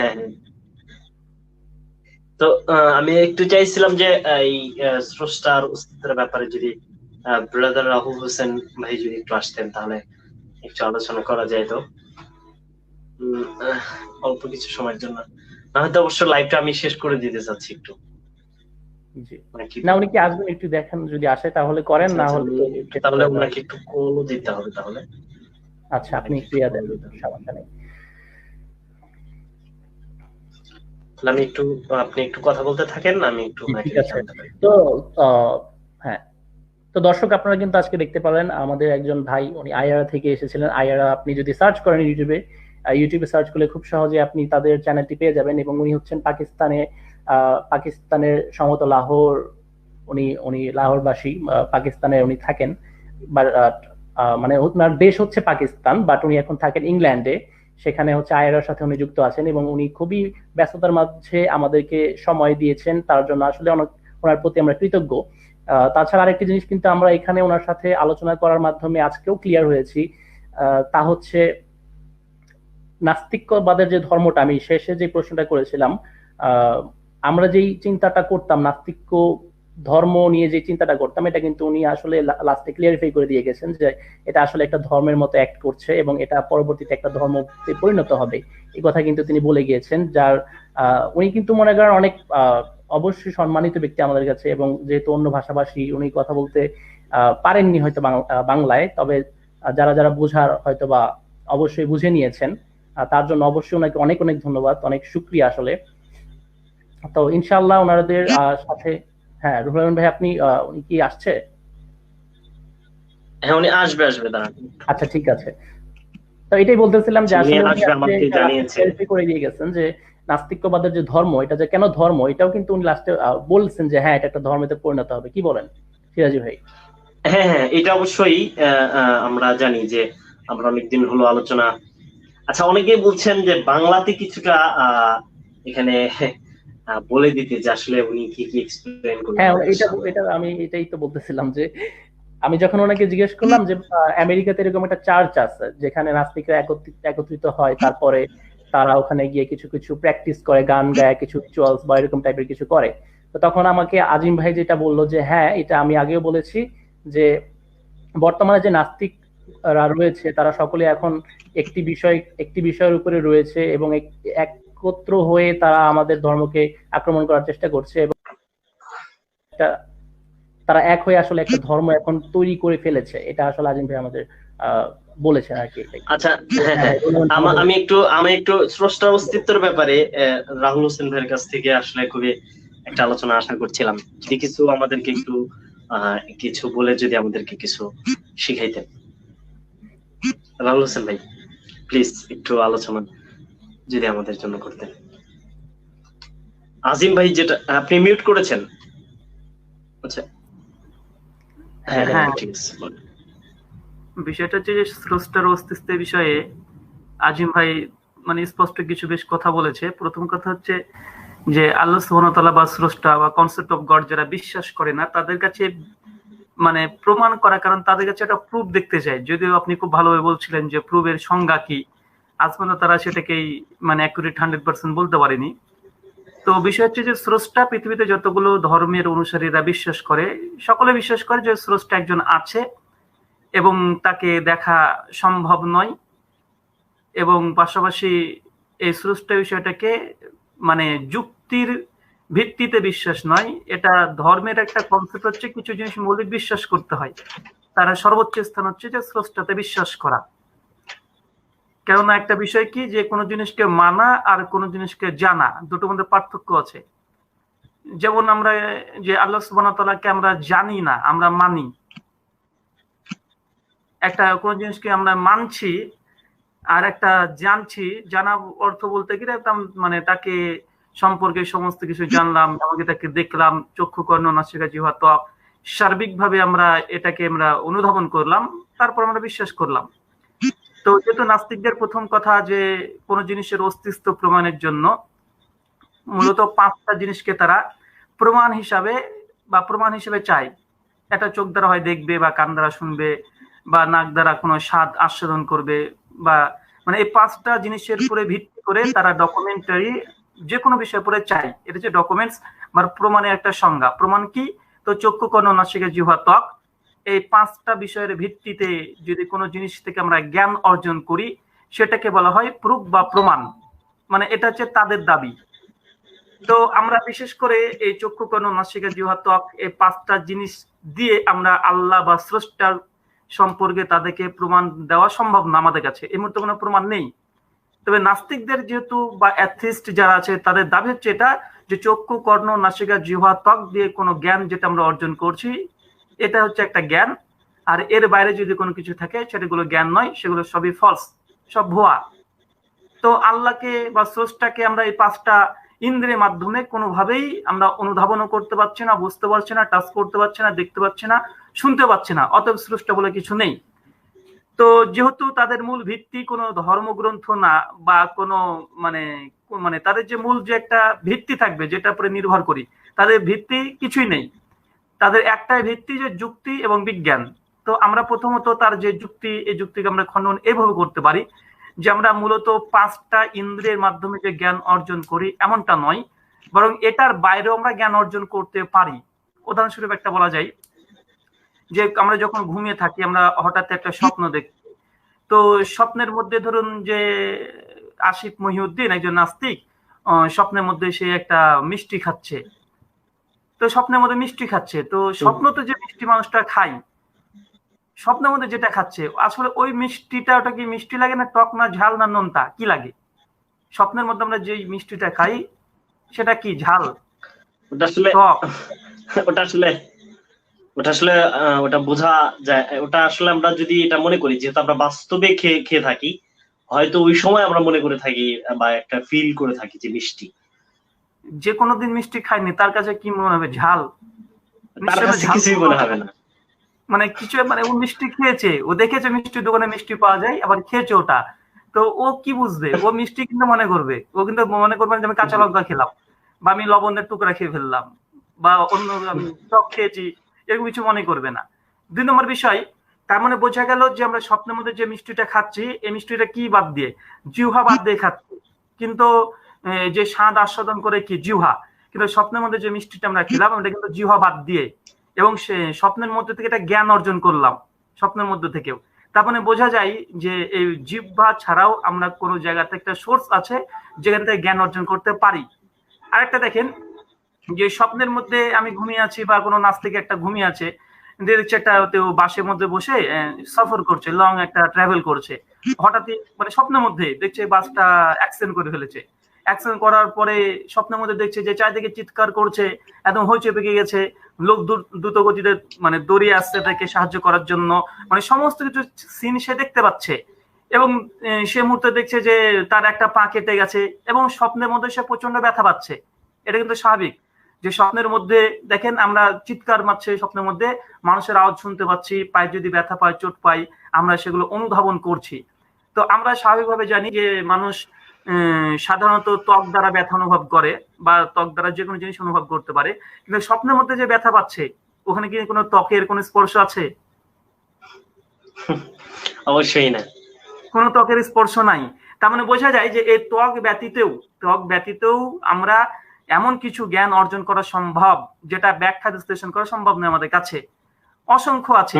যেমন স্বপ্নের মধ্যে আমি যদি একটা গোলাপ ফুল আমার সামনে নিয়ে আসা হয়েছে, বা অন্য কোনো একটা ফুল নিয়ে আসা হয়েছে, আমি স্বপ্নের মধ্যে গোলাপের ঘ্রাণ নিচ্ছি, নিশ্চয়ই এই ঘ্রাণটা দুর্গন্ধযুক্ত হবে না? মানে বাস্তবে আমরা যে চক্ষু, কর্ণ, নাসিকা, জিহ্বা, ত্বক দিয়ে যে আমরা জ্ঞান বা ইন বা নলেজ, আমরা যে বিশেষ করে আমাদের ব্রেনে যে আমরা ডাটাগুলো ইনস্টল করছি বা ডাটাগুলো লোড হচ্ছে, তার মানে বোঝা যাচ্ছে যে চক্ষু, কর্ণ, নাসিকা, জিহ্বা, ত্বক ব্যতীতও একটা সোর্স আছে জ্ঞান অর্জন করার, যেখানে চোখের লাগে না, কিন্তু আমরা স্বপ্ন দেখছি, আমাদের ত্বক ব্যতীত ব্যথা অনুভব করি। আমরা সার্বিকভাবে মানে অনেকভাবে দেখা যায়, মানে এগুলো হচ্ছে যুক্তি, যেগুলো যদিও আমার যুক্তি যে চূড়ান্ত এমনটি নয়, তবে এটাই বাস্তব যে আমাদের মানে নাস্তিকদের কাছে যে প্রমাণ, চক্ষু, কর্ণ, নাসিকা, জিহ্বা, ত্বক, এই 5টা হচ্ছে মূল মানে প্রুফ বা প্রমাণ কোন জিনিসকে বিশ্বাস করার জন্য। তো আমরা তো স্বপ্নের ব্যাখ্যাটা কিভাবে করব? অনেকে বলতে পারে যে না, স্বপ্ন তো আমরা সেগুলোই, যেহেতু আমরা আগে মিষ্টি খেয়েছি তার জন্য মিষ্টির স্বাদ আমরা বুঝতে পারছি, বা আমি আগে অ্যাক্সিডেন্ট করেছি, পায়ে ব্যথা পেয়েছে, তার জন্য আমি এই ব্যথাটা অনুভব করতে পারছি। তো আমরা দেখেছি অনেক ক্ষেত্রে যে আমরা স্বপ্নে এমন কোনো মানে জিনিস দেখি যে একটা অচেনা জায়গাতে আমরা চলে যাই, অথচ ওই জায়গাতে আমি কোনোদিনই যাইনি। অচেনা একজন ব্যক্তির সঙ্গে আমি কথা বলছি, অথচ ওই ব্যক্তির সঙ্গে রিয়েল লাইফে আমি কখনো দেখা সাক্ষাৎ কোনো করিনি। অসংখ্য জিনিস আমরা এইভাবে দেখতে পাই। যদি মানে স্বপ্নের ব্যাখ্যা অনেকে দিতে চায় নাস্তিকরা এইভাবে, যেহেতু আগে ঘটে গেছে তার জন্য আমরা স্বপ্নের মধ্যে জিনিসটা দেখতে পাচ্ছি। কিন্তু অনেক স্বপ্ন তো আমরা এমনও দেখি যে আমি এমন একটা জায়গাতে গেছি, কোনোদিনে যাইনি, একজন ব্যক্তির সঙ্গে কথা বলছি, কোনোদিন আমি এই কথা মানে তার সঙ্গে সাক্ষাৎ হয়নি। তো এগুলোর ব্যাখ্যা কি? তাদের কাছে আমরা প্রশ্ন মানে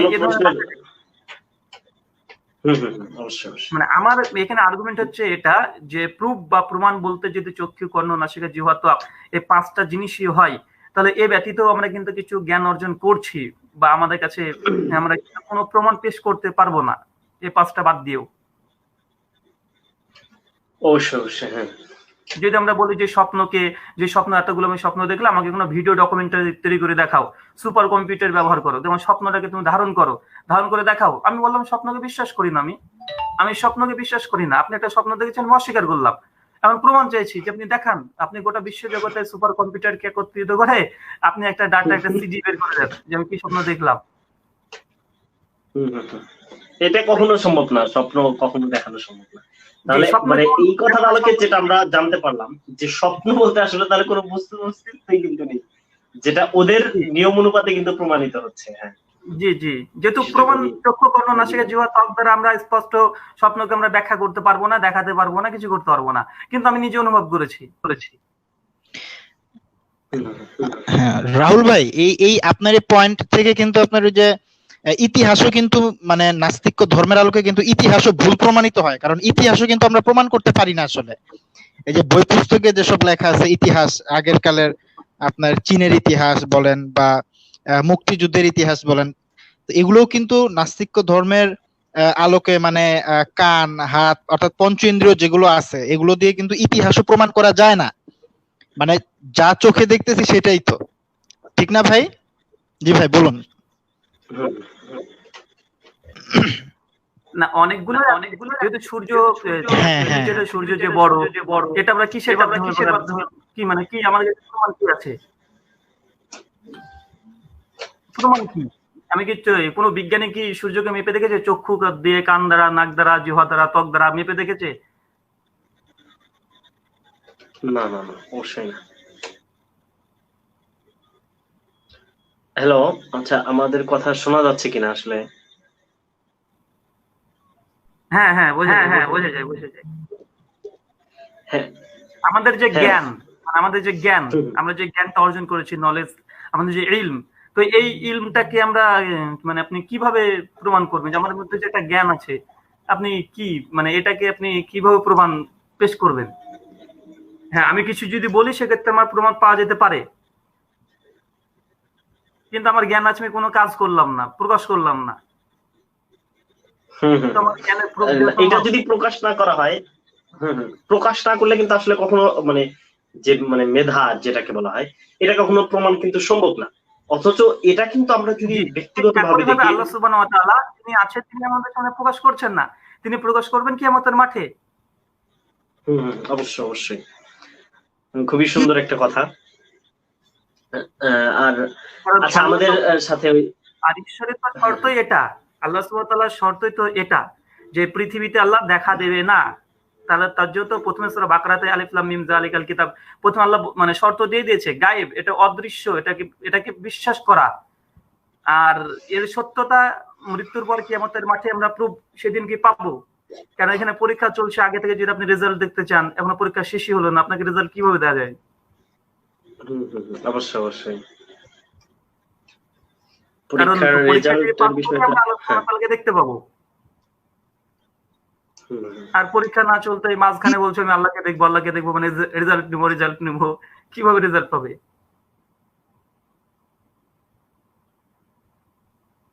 মানে ভাই ওদের কথাবার্তা মানে শিশুদের মতো। এখানে আরেকটা প্রশ্ন আসতে পারে যে আসলে প্রমাণ কাকে বলে? হ্যাঁ, আমরা অনেক সময় যখন আমরা অনেক আর্গুমেন্ট দিয়ে মানে প্রচুর প্রমাণ কিন্তু আমরা দিছি আলহামদুলিল্লাহ স্রষ্টার অস্তিত্বের পক্ষে, কিন্তু এত প্রমাণ দেওয়ার পরেও যখন নাস্তিক্য ধর্মের মুরিদরা যখন বলে যে আমরা আসলে প্রমাণ চাই বা আমরা প্রমাণ পাইতেছি না, মুমিনরা দিতে পারতেছে না, তো তখন কিন্তু একটা প্রশ্ন অটোমেটিক্যালি চলে আসে এখানে যে আসলে প্রমাণ কাকে বলে। এই প্রশ্নটা যখন আমরা ওদের সামনে পেশ করি তখন কিন্তু আসলে যে সঠিক উত্তরটা কিন্তু আমরা পাই না, কারণ এক একজনের কাছে এক এক রকম হচ্ছে প্রমাণের বৈশিষ্ট্য।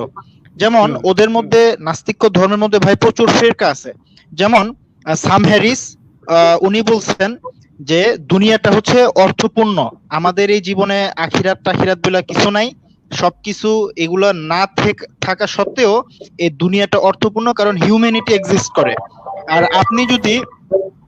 আপনি যদি আমারও বিশ্বাস কিতাবের অধ্যয়ন করেন, এখানে ফতুয়াগুলো হুমায়ুন আজাদ সাহেব উনি স্পষ্ট ফতুয়া দিছে কি দুনিয়াটা নিরর্থক, রবীন্দ্রনাথ নিরর্থক, আইনস্টাইন নিরর্থক, ইত্যাদি ইত্যাদি সমস্ত কিছু নিরর্থক। এই যে দুইটা যে ফিরকা, দুইটা মাযহাবে যে বিভক্ত হয়ে গেল নাস্তিক্য ধর্মে, এই যে সাম হ্যারিস মাযহাব আর আপনার হুমায়ুন আজাদ মাযহাব, তো এই মানে দ্বিধা দ্বন্দ্বের মধ্যে আসলে সত্য কোনটা, এটা কিন্তু আসলে আমরা কিন্তু মানে নাস্তিক্য ধর্মের অনুসারী যারা আছেন অনলাইনে, যারা নাস্তিক্য ধর্ম প্রচার করে, আমরা যখন প্রশ্ন করি তখন কিন্তু আসলে সঠিক উত্তরটা আমরা পাই না। আসলে ভাই কিরকম প্রমাণ মানে দিলে আপনারা আসলে মানে স্বীকার করতে বাধ্য হবেন যে স্রষ্টা আছে?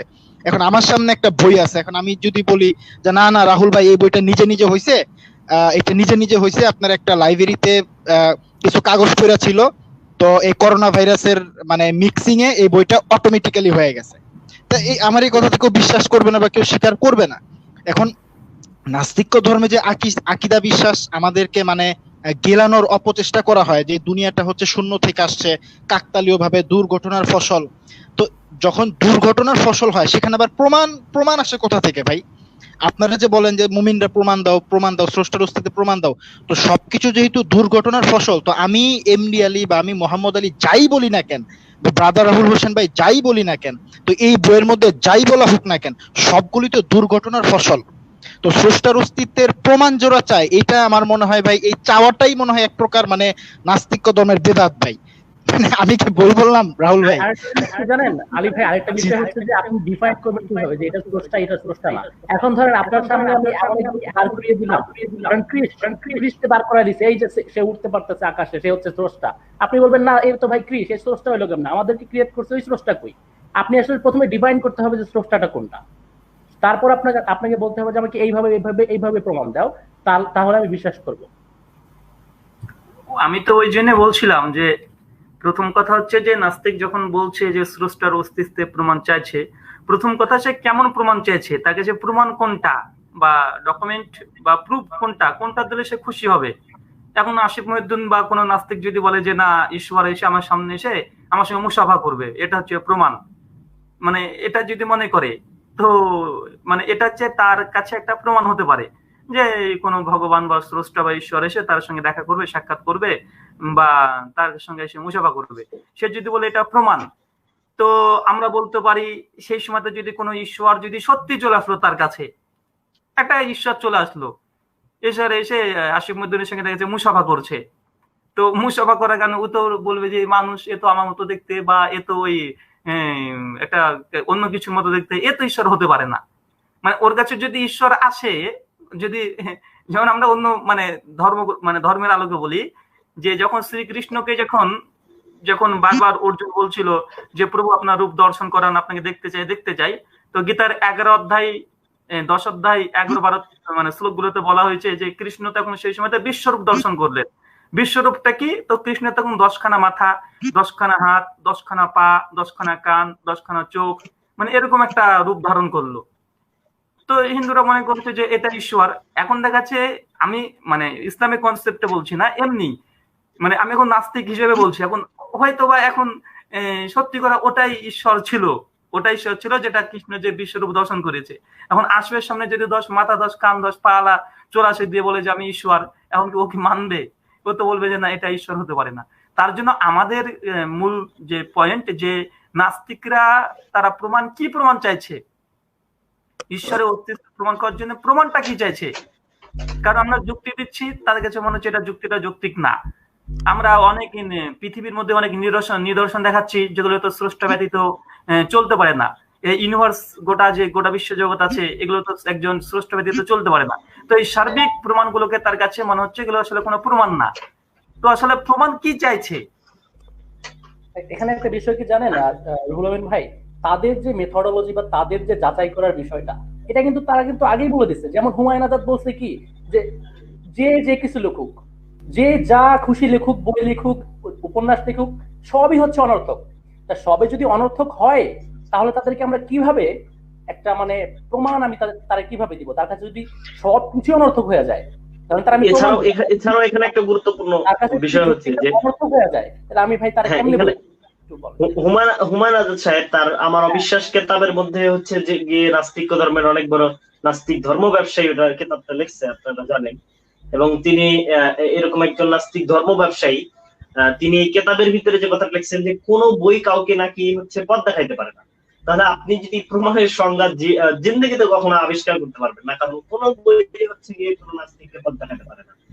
পৃথিবীতে যত বই আছে তাহলে এটাই প্রমাণিত হয় যে সে বইগুলো হচ্ছে লেখার কোনো প্রয়োজন ছিল না। তাহলে আমরা যে পৃথিবীতে আমরা যারা সভ্য মানুষ আছি, আমরা যারা আসলে সভ্যতা একে একে শিখেছি, এটা কিন্তু আসলে বইয়ের মাধ্যমে শিখেছি এবং মানে কিতাবের মাধ্যমে কিন্তু আমরা শিখেছি। তো এক্ষেত্রে হুমায়ুন আজাদ সাহেবের কেতাব থেকে যেটা প্রমাণিত হয় যে একটা কেতাব কখনো মানুষকে নাকি পথ দেখাইতে পারে না। তো এটা আসলে মানে এখানে আসিফ মহিউদ্দিনরা খুব গর্ব করে বলে যে এই বইগুলো কেন বন্ধ করা হয়েছে। আসলে এই বইগুলো তো আলোর বিকাশ, অর্থাৎ মানে শিক্ষার গতিকে থমকে দিয়েছে এই বইগুলো। যে কোনো বই পথ দেখাইতে পারে না। তো এই ধরনের বই তো আসলে বাংলাদেশে কেন কোনো পৃথিবীর মানুষই কিন্তু পড়তে যাবে না, কারণ সে ডাইরেক্টলি বলতেছে যে বই কখনো কাউকে পথ দেখাইতে পারে না। তো যেখানে বই পথ দেখাইতে পারে না, সে তো ভাই আমাদের বাংলাদেশকে বা আমাদের পূর্ণ পৃথিবীকে পিছিয়ে দেওয়ার একটা চিন্তা ভাবনা নিয়ে ঘুরতেছে এবং মানব জাতিকে ওই ইলেস ক্যাটাশিয়ালের মতন গল্পটাকে সাজানোর চেষ্টা করতেছে। তো আমরা তো আসলে শিখতে চাই, আমরা জানতে চাই পৃথিবী সম্পর্কে, আসলে আমরা জ্ঞান অর্জন করতে চাই।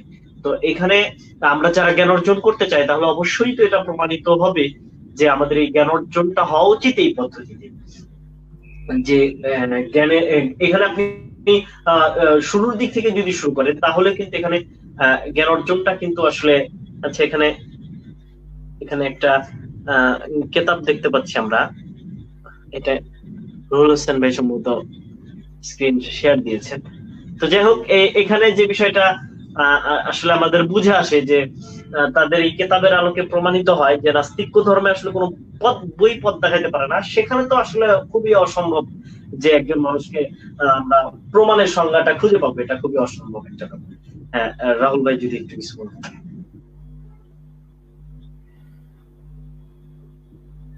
হ্যাঁ, আমরা তো মানে সেটাই বলছিলাম যে আসলে আমাদেরকে যদি যে তার একবার বলে দিত যে ভাই আমরা প্রমাণ বলতে এটা চাই, তো মানে সেটাই প্রমাণ। এখন ধরুন আমরা মুসলিমদের দিক থেকে যেহেতু আমরা নাস্তিক আস্তিকতা নিয়ে আমরা যখন আলোচনা, আমাদের মানে ইসলাম এবং নাস্তিক নিয়ে কিন্তু আমাদের বিতর্ক না, বিতর্ক মূল হচ্ছে যে নাস্তিক এবং আস্তিক এটা নিয়ে। তখন আমি মুসলিম, আমি কোন ধর্ম পালন করি এটা কোনো প্রমাণ নয়, আমি প্রমাণ হচ্ছে আমি একজন আস্তিক, আমি ঈশ্বরে বিশ্বাসী। একজন খ্রিস্টান এক্ষেত্রে আমাদের সঙ্গে আছে, একজন হিন্দু এক্ষেত্রে আমাদের সঙ্গে আছে, যারা মানে আস্তিক। তো এখন আমি ওই জন্য উদাহরণটা দিলাম যে কেউ যদি মানে কোনো নাস্তিক যদি বলে হ্যাঁ ঈশ্বর আছে, এর প্রমাণ কি, তো ঈশ্বরকে আমি দেখতে চাই, ঈশ্বর মানুষের মানে দেখতে চাই, এটাও যদি দাবি করে তো আমরা বলবো হ্যাঁ অর্জুনের কৃষ্ণ দর্শন দিয়েছে বা দেখা করেছে। এমনকি যীশু খ্রিস্টকে খ্রিস্টানরা ঈশ্বর মানে, যীশু খ্রিস্ট একদম অলৌকিক মরা মানুষকে তাজা করে দিয়েছে। মানুষ লক্ষ লক্ষ কোটি কোটি মানুষ সাক্ষ্য আছে, যেহেতু ইতিহাসে এখন পর্যন্ত এটা লিখিত আছে যে জিজাস ক্রাইস্ট মৃত মানুষকে যদি সে টাচ করতো জীবিত হতো, সে আল্লাহর নামে করতো সেটা আলাদা বিষয়, এটা করেছে তো। এবং কোটি কোটি পৃথিবীর মানুষ আছে ওকে ঈশ্বর হিসেবে বিশ্বাস করে, কোটি কোটি মানুষ আছে, 200 কোটি মানুষ আছে, এবং শিক্ষিত জাতি গোটা বিশ্বজগৎকে তারাই কন্ট্রোল করছে, তারা মনে করে জিজাস হচ্ছে গড। এবং কোটি কোটি মানুষের সাক্ষ্য আছে যীশু খ্রিস্ট অলৌকিক কাজ করতো, মানে সবগুলোই একটা আনকমন কাজ, হঠাৎই জন্মগ্রহণ করে ফেলেছে, আবার মানে মৃত্যুর পরে জীবন্ত হয়েছে, ইতিহাসে লেখা আছে এবং মানুষ এটা পুরো সাক্ষ্য দেয়। তো এখন যদি বলে ঈশ্বরকে দর্শন, তো এরকম তো নাস্তিক মানে আস্তিকতার মধ্যে এরকম প্রমাণতা আছে।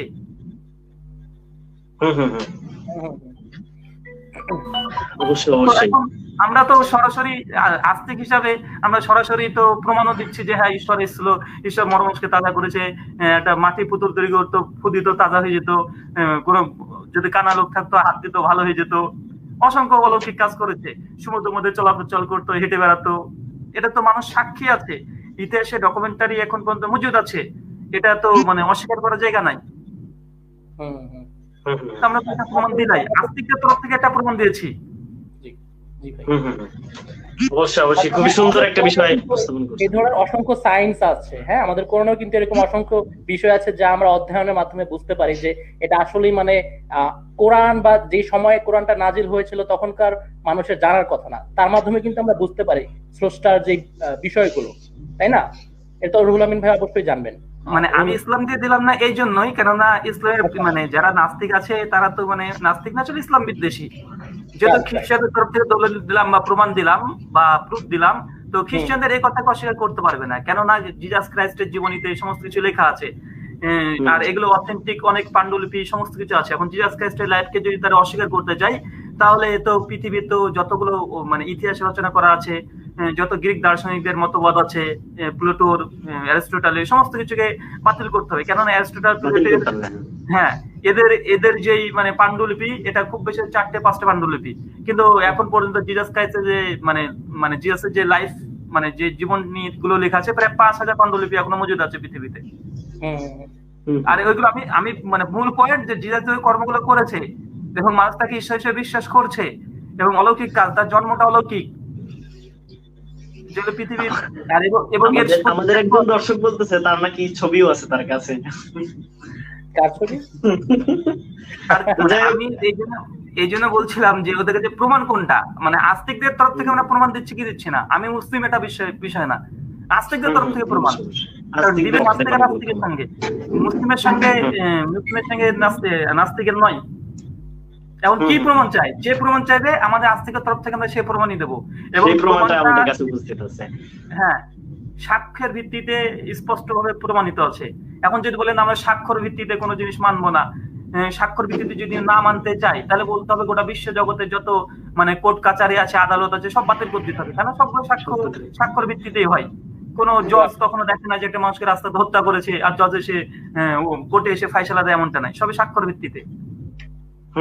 অবশ্যই, কারণ সাক্ষ্যটা একটা প্রমাণ। তাদের আরেকটা হিপোক্রেসি হচ্ছে যে আমরা যে ধরনের সায়েন্টিফিক প্রমাণগুলো দেই বা ডক্টর জাকির নায়েক স্যার যে সায়েন্টিফিক প্রমাণগুলো দেয়, এগুলোর আসলে তারা কোনো যুক্তি ছাড়াই হচ্ছে অস্বীকার করে দেয়। এটা তো ভাই আরেকটা হিপোক্রেসি আমার যেটা মনে হচ্ছে। আরে ভাই, ওরা প্রমাণ আমরা আলাদা দিলাম, আমরা চাক্ষুষ প্রমাণ দিয়েছি ঈশ্বর এসেছিল পৃথিবীতে খ্রিস্টানদের তরফ থেকে। না, অবশ্যই বিষয়টা কিন্তু এভাবে কখনো আসলে বিষয়গুলো আমরা ভাবি নাই, যেটা আমাদের রাহুল হোসেন ভাই অনেক সুন্দর করে বিশ্লেষণ করেছেন। আমি আশা রাখি যে এখান থেকে আমাদের অনেক কিছু আমরা শিখতে পেরেছি। এবং এই জন্য একটা কথা বলি রুহুল আমিন ভাই, যখন বিতর্ক করবেন নাস্তিক আস্তিকতা নিয়ে, তখন আপনি মুসলিম বলছেন না, আপনি একজন আস্তিক, আমি কোন ধর্ম ফলো করি এটা দেখা দরকার নাই। রাইট, অবশ্যই এটা একটা সুন্দর কথা বলছেন। আমি যখন হিন্দুর সঙ্গে বিতর্ক করব, তখন আমি ইসলাম নিয়ে বিতর্ক করব, যে ইসলাম নয় হিন্দু কোনটা ঠিক এটা নিয়ে। খ্রিস্টানের সঙ্গে করলে ইসলামের খ্রিস্টানিটি নিয়ে করবো, কিন্তু নাস্তিকের সঙ্গে করলে নাস্তিকের সঙ্গে আস্তিকের হবে। আমি কি ধর্ম পালন করি এটা বলে দিতে হবে না। আমরা যদি নিরপেক্ষ বিশ্লেষণ করি, তাহলে যে জিনিসটা দেখতে পাই যে ডক্টর জাকির নায়েক সাহেবের যে বক্তব্যগুলো আছে তারপর ইসলামের উপর অভিযোগের যে জবাবগুলো তিনি দিয়েছেন, এটা কিন্তু আসলে একটা অনন্য হিসেবে ধরা যায়, যা পৃথিবীর বুকে আমাদের জন্ম হওয়ার পর আসলে ধরনের মানুষ খুবই কম এসেছে, আমরা দেখেছি। তো উনি যেই পরিমাণ যুক্তি উপস্থাপন করেছেন এগুলো বিষয়ের উপর, এরপরে যে তারা যে অস্বীকার করছে, এরপরে যে তারা স্রষ্টার অস্তিত্ব এবং ধর্ম, বিশেষ করে ইসলাম ধর্মকে অস্বীকার করছে, আসলে সেটাই ডক্টর জাকির নায়েকের বক্তব্যটাই যথেষ্ট পূর্ণ নাস্তিক্য ধর্মকে ধ্বংস করার জন্য। তারপরে যেহেতু মানে একটু লম্পঝম্প করে যে জাকির নায়েকের সাথে নাকি তারা বিতর্ক করবে, তারপরে হচ্ছে বাংলাদেশের টিভি চ্যানেলে নাকি তারা বিতর্ক করবে, এই জন্য হ্যাঁ খুবই মজা লাগে বিষয়টা, যে এগুলো কতটা হাস্যকর যে আমাদের সাথে লাইভ করতে তারা মানে সাহস পায় না, সেখানে জাকির নায়েকের মতন একজন স্পেশাল পার্সনের সাথে মানে আবার যখন ওই কথা বলে তখন আমরাও বলি যে আমাদের সাথে লরেন্স ক্রাউসকে নিয়ে আসবে, তারপর রিচার্ড ডকিন্সকে নিয়ে আসবে। তখন অনেকেই বলে যে আমরা নাকি রিচার্ড ডকিন্সের ভাষা বুঝবো না। তো সেক্ষেত্রে ওই রিচার্ড ডকিন্স তো আমার ভাষা বুঝবে না, যেটাও বলতে পারি, সে তো আমার ভাষা বুঝবে না, সে আমার ভাষা শিখে আসুক। আমরা তো মানে পাকিস্তানের নাস্তিকদের সাথে বিতর্ক করছি, তাদের ভাষা শিখে কিন্তু গেছি তাদের সাথে, তো তারা আসুক আমাদের সাথে আলোচনা করুক, দেখি। এই কথাটা কিন্তু আসলে গর্বের সাথে বলছি না, তারা যেভাবে ডক্টর জাকির নায়েককে চ্যালেঞ্জ করে বা ডক্টর জাকির নায়েকের সাথে আলোচনা করতে চায়, ডিসকাস করতে চায়, ঠিক আছে, সেক্ষেত্রে কিন্তু আমরা এই বিষয়গুলো উপস্থাপন করে থাকি। তো এখন মানে আমরা মনে করি যে এরকম একজন মানে কতটা মানুষ নির্লজ্জ এবং বেআকুব হলে আসলে জাকির নায়েকের সাথে বিতর্ক করার চ্যালেঞ্জ চালায়, আসলে খুবই হাস্যকর বিষয়গুলো। দেখেছি এটা 2018-র দিকে মনে হয় আমাদের রাহুল আমিন ভাইয়ের সাথেও বেশ বেয়াদবি করেছিলেন আসিফ মহিউদ্দিন, তার লাইভে মানে কথা তো বলছিল না।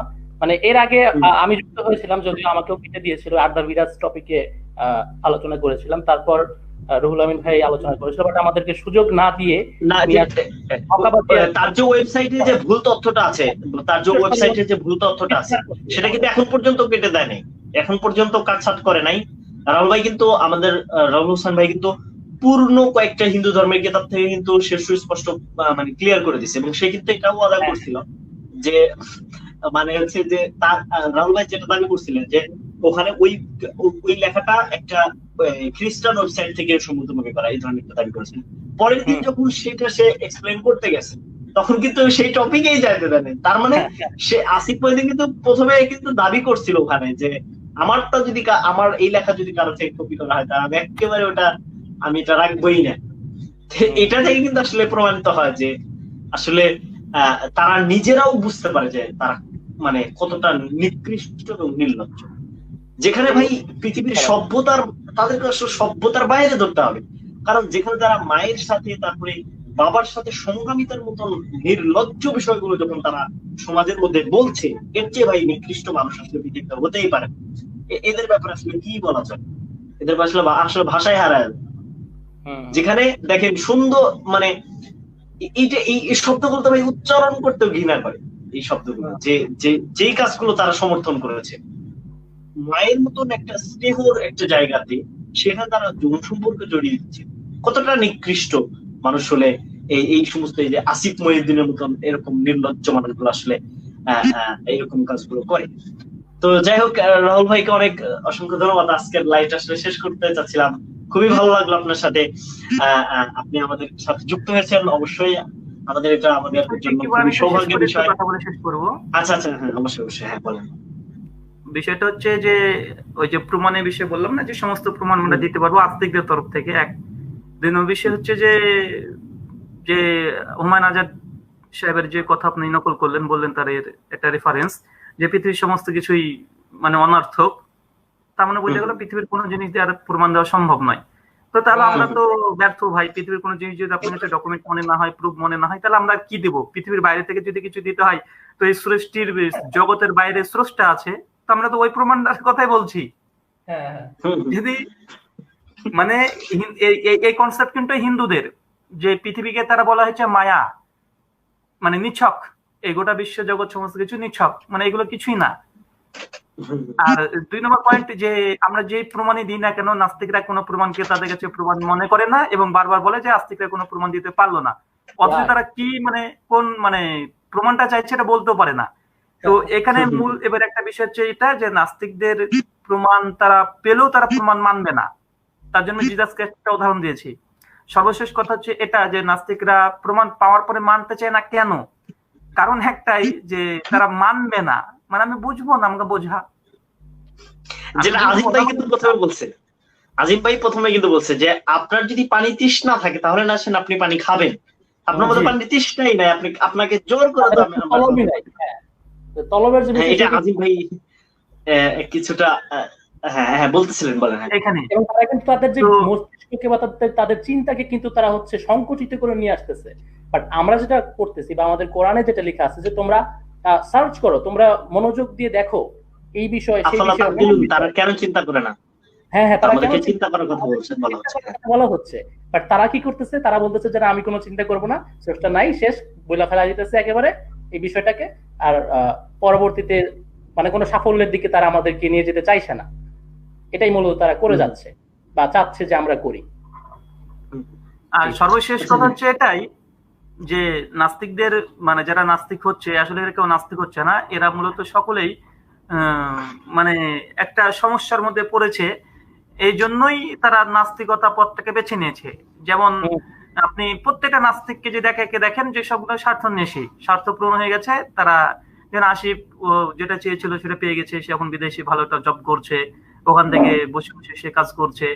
দুই নম্বর যে আসাদ নূর অনেক কিছু ঘটার পরে এখন সে ইন্ডিয়াতে, সে একটা আমাদের ইন্ডিয়ার একটা হিন্দু মেয়েকে বিয়ে করে, এখন সে হিন্দু মানে ধর্ম পালন করছে কি করছে ঠিক নাই, তবে হিন্দু একটা মেয়েকে বিয়ে করছে, এবং তার স্ত্রীটা মানে খুব ধার্মিক, বিয়াস বসু তার স্ত্রীর নাম। মানে আমি বেশ কয়েকবার তার অনেক কিছু দেখেছি। তো যাই হোক, আমাদের কলকাতার। তারপরে শানিউর রহমান যে আছে, এখন সে বিজেপি আরএসএস এর বিভিন্ন মিটিং এ গিয়ে বক্তৃতা দিচ্ছে, টাকা ইনকাম করছে, একটা হিন্দু মেয়েকে বিয়ে করে ওখানে জীবনযাপন করছে, এখন হিন্দু ধর্ম পালন করছে। মানে এই যতগুলো নাস্তিক আছে, মাঝখান থেকে আমাদের নাস্তিক মাসুদ সাহেব, মানে ও ভেবেছিল যে আমি মুক্তি মানুষ, আমি যদি নাস্তিক হয়ে যাই তাহলে কেল্লা ফতে, সব নাস্তিকের বস হয়ে যাবো আমি, আর মানুষ গোটা পৃথিবীতে তাক লেগে দিবে যে হ্যাঁ আমি নাস্তিক হয়েছি, আর সর্বনাশ, সব আলোড়ন সৃষ্টি হয়ে গেছে, এরকম একটা ব্যাপার, মুক্তি মানুষ, দাড়িওয়ালা মানুষ। তো যাই হোক, তার এই জিনিসটা সে আর মানে লাভজনক হতে পারেনি। তারপরে কি করলো, লাভ হলো না, কি ব্যাপার, আমি মুক্তি মানুষ, আমি নাস্তিক হলাম, আলোর সৃষ্টি হচ্ছে না, আমাকে কেউ বস মনে করছে না, আমি এত আরবি জানি, তো কি করতে হবে, মুক্তি প্রমাণ দিচ্ছে না, আরবিতে বক্তৃতা দিতে শুরু করলো। তো দেখছে যে না, তাতে কোনো কাজ হয় না। এরপর দেখছে মানে টাইম লাইনে আসতে পারছে না, কি করবে? তো যখন আসতে পারছে না, তখন দাড়ি টাড়ি নিয়ে, টুপি মুপি নিয়ে, জুব্বা হাব্বা পরে এখন বক্তৃতা শুরু করে দিল, নাস্তিকতার বক্তৃতা ইউটিউবে এসে। তো মানুষ দেখে না 2000 2500 ভিউ, ওইদিকে 80 5000 7000 হয়ে যায়, ও তো টেনশনে যে কি ব্যাপার, এটা তো হচ্ছে না। মানে ও যে টাইম লাইনে আসবে, মানে ও কোনোভাবেই একটা জায়গাতে যেতে পারছে না যে কামিয়াবি হবে। বেচারার জন্য দুঃখ লাগে যে এইসব আনপড় যারা মূর্খ, ইসলাম সম্পর্কে জানে না, এরা সব ভালো ভালো জায়গাতে চলে গেল, আর এরকম একটা আলেম মুক্তি মানুষ তার ব্যবসা করতে পারেনি, লস খেয়ে যেখানেও। তারপরে আবার কি দেখছে যে না, তা তো হলো না, এখন কোরআনে পুরে জুতো রাখতে হবে। কেননা দেখলো যে এই যে আসাদ নূর কোরআনে পেশাব ফিরার বাহানা করেছে, গোটা আলো সৃষ্টি হয়ে গেছে। তো ভাবছে এখন কি করছে, তো কোরআনে জুতো রাখি, এবার কোরআনে জুতো রাখতে চলে এসছে। আর এবার কোরআনে জুতো রাখার পর দেখছে যে না, টাইম লেন্থ নাই। তারপরে মানুষও তার ভিডিও দেখে না, তার কথা শুনে না। তো তারপরে কি করা যায়, তো এখন তারপরে দাড়ি চেঁচে ফেল, দাড়ি চেঁচে ফেল, স্মার্ট হো, দেখ নাস্তিক কত সুন্দর, এখন কত সুন্দর আমি এখন রাস্তায় চলাচল করছি। তো যাই হোক, বেচারা সবচেয়ে ফাঁকিতে পড়ে গেছে। দুঃখ লাগে যে সবাই একটা ভালো একটা কিরেপ তৈরি করে ফেলেছে নাস্তিকতা, এটাকে প্রচার করে। কে ইন্ডিয়াতে সে এখন ভালো একটা ব্যবসা করছে, ভালো একটা বউ পেয়েছে, কে রাজনীতি জীবন যাপন করছে। আসিফ অনেক ওনাকে ইয়া করছে, বেচারাকে মানে খুব আশা দিছে, কিন্তু জান্নাতুল জার মানে নিতে পারে নাই। ওটাই বিষয় না, এটা এই মাসুদের জন্য একটু দুঃখ লাগে যে বেচারা মৌলবি পড়ে শুনে, মুক্তি পড়ে শুনেও একটা কোনো কিছু করতে পারলো না, মানে ভালো জায়গাতে যেতে পারেনি। আবার নাস্তিকতা হয়ে এখানেও একটা কেল্লা পথে, মানে তাও কিছু করতে পারেনি, দাড়ি টাড়ি চাষলো, কোরআনে পড়ে দাঁড়ালো, কত কি করলো, কিছু হয়নি। বেচারা জন্য দোয়া করেন। না, হেদায়েতের জন্য তো আমাদের দুয়ার দরজা তো সবসময় খোলা। আমাদের যারা মুসলিম, আমরা অনেকে ভুল করে, যেরকম মাখলুক যখন কোনো মানুষ যখন ভুল করে, তখন কিন্তু আল্লাহ সুবহানাহু ওয়া তাআলা তাকে কিন্তু আসলে ভুল থেকে শুধরানোর জন্য কিন্তু সুযোগ করে দেন। আসলে কেউ যদি নিজেই নিজের দিকে ছুরি আঘাত করে নিজেকে ক্ষতি টেনে নিয়ে আসে, আসলে তার জন্য কিন্তু আসলে কিছু থাকে না। তো আর সে যখন এই এত মারাত্মক ধরনের মুরতাদ হয়ে যাওয়া, এটা এরকম যখন মারাত্মক ধরনের গুনাহের কাজ করেছে, এবং ইলম থাকা অবস্থায় একজন মানুষ যখন এই ধরনের কাজ করে, আসলে এটা অবশ্যই যেরকম এটাকে কি বলে যে পোলাও বিরিয়ানি, এটা যতক্ষণ পর্যন্ত থাকে এটা কিন্তু ভালো, যদি এটা পচে যায় এর চেয়ে দুর্গন্ধ কিন্তু আসলে পৃথিবীতে হতে পারে না। আসলে বেচারা এরকম দুর্গন্ধ মতন একটা পরিস্থিতি, এবং সাধারণ জেনারেল যে সমস্ত ভাইয়েরা আছে তাদের সাথে কিন্তু বিতর্কে অসংখ্যবার হেরেছে। বেচারা কিন্তু আর কোনো কাজই হচ্ছে না, যেটা আসলে আমরা জানি। তো আসলে আমরা হেদায়েতের দরজা কিন্তু আমরা তার জন্য অবশ্যই খোলা, তার হেদায়েত কামনা করি। এবং সে যে সে আসলে কিছু মানুষের সাথে হয়তো মেশে, যারা আসলে তার জেনটাকে ওইভাবে ধোলাই করেছে, যেটা অবশ্যই খুবই আসলে বিষয়টা খুবই। আচ্ছা, দেখি যেখানে একটা স্ক্রিন শেয়ার করা হয়েছে। আচ্ছা, আমাদের নাস্তিক সাথে হিন্দু ধর্ম গ্রহণ করেছে কিভাবে? এবং আমার জন্ম হয়েছিল একটা মুসলিম পরিবারে, সৌদি আরবে। আমি বাংলাদেশে আসি 21 বছর পর, মানে সৌদি আরবে 21টা বছর থাকার পর আমি বাংলাদেশে আসি, এবং সেখান থেকে আমি হিন্দুদের পাশে দাঁড়ালাম, যেখানে অত্যাচারিত হিন্দু যারা আছে, কারণ বাংলাদেশে সংখ্যালঘুদেরকে কিন্তু শোষণ করা হয়, সেখানে অত্যাচার করা হয়। তাদের পাশে যখন আমি দাঁড়ালাম, তখন আপনার যারা 2013 সালে যে গণজাগরণ আন্দোলনটা হয়েছিল, সেখানকার যে প্রথম 26 জনের মধ্যে যারা আন্দোলনকারী ছিল তাদের মধ্যে একজন আমি। তো আমাকে 7 মার্চ 2013 তারিখে আমাকে কোপানো হয়, মানে মুসলিম জিহাদের নারায়ণকে আল্লাহু আকবার বলে আমাকে কোপা ছিল। সেখানে কোনো প্রাণী বেঁচে যায়। তারপর থেকে শুরু করে আজ পর্যন্ত আমি বিভিন্ন দেশে ঘুরে বেড়াচ্ছি, নিজের প্রাণ বাঁচানোর জন্য। এবং কিছুদিন আগেও কিন্তু আমার নামটা জিএমবি যেটা জিহাদুল মুজাহিদিন যেটা আছে, জামাতুল মুজাহিদিন যে ইসলামের অনুসারী মুসলিম জিহাদি যারা আছে তাদের ওই লিস্টে আমার নাম চলে আসলো। এইভাবে আমি আতঙ্কে ঘুরে বেড়াচ্ছি শুধুমাত্র মুসলিম জিহাদি যারা আছে তাদের জন্য। এবং কি কারণে হচ্ছে সেটা হলো আমি হিন্দু জাগরণের কাজ করছি। এই যে এখানে পশ্চিমবঙ্গে যে মুসলিম দূষণকারী রাজনীতির কারণে যে হিন্দুরা অত্যাচারিত হচ্ছে, আমি তাদেরকে জাগ্রত করতে আসছি এবং আমি চাই যে তারা জাগ্রত হোক। কারণ জিহাদিদের যে ইয়েটা জবাবটা জিহাদি হয়ে দিতে হবে, কারণ জিহাদিরা অন্য কোনো ভাষা বুঝবেও না। এবং যেহেতু আমি এখানে কৌশলমূলক রাজনীতি দেখছি এবং সেখানে দেখলাম যে কেউ যদি সরস্বতী পূজা করতে যায় তখন তাকে যে সরস্বতী পূজা করতে দেওয়া হবে না, কারণ তোমরা নবী দিবস পালন করতে দাওনি আমাদেরকে।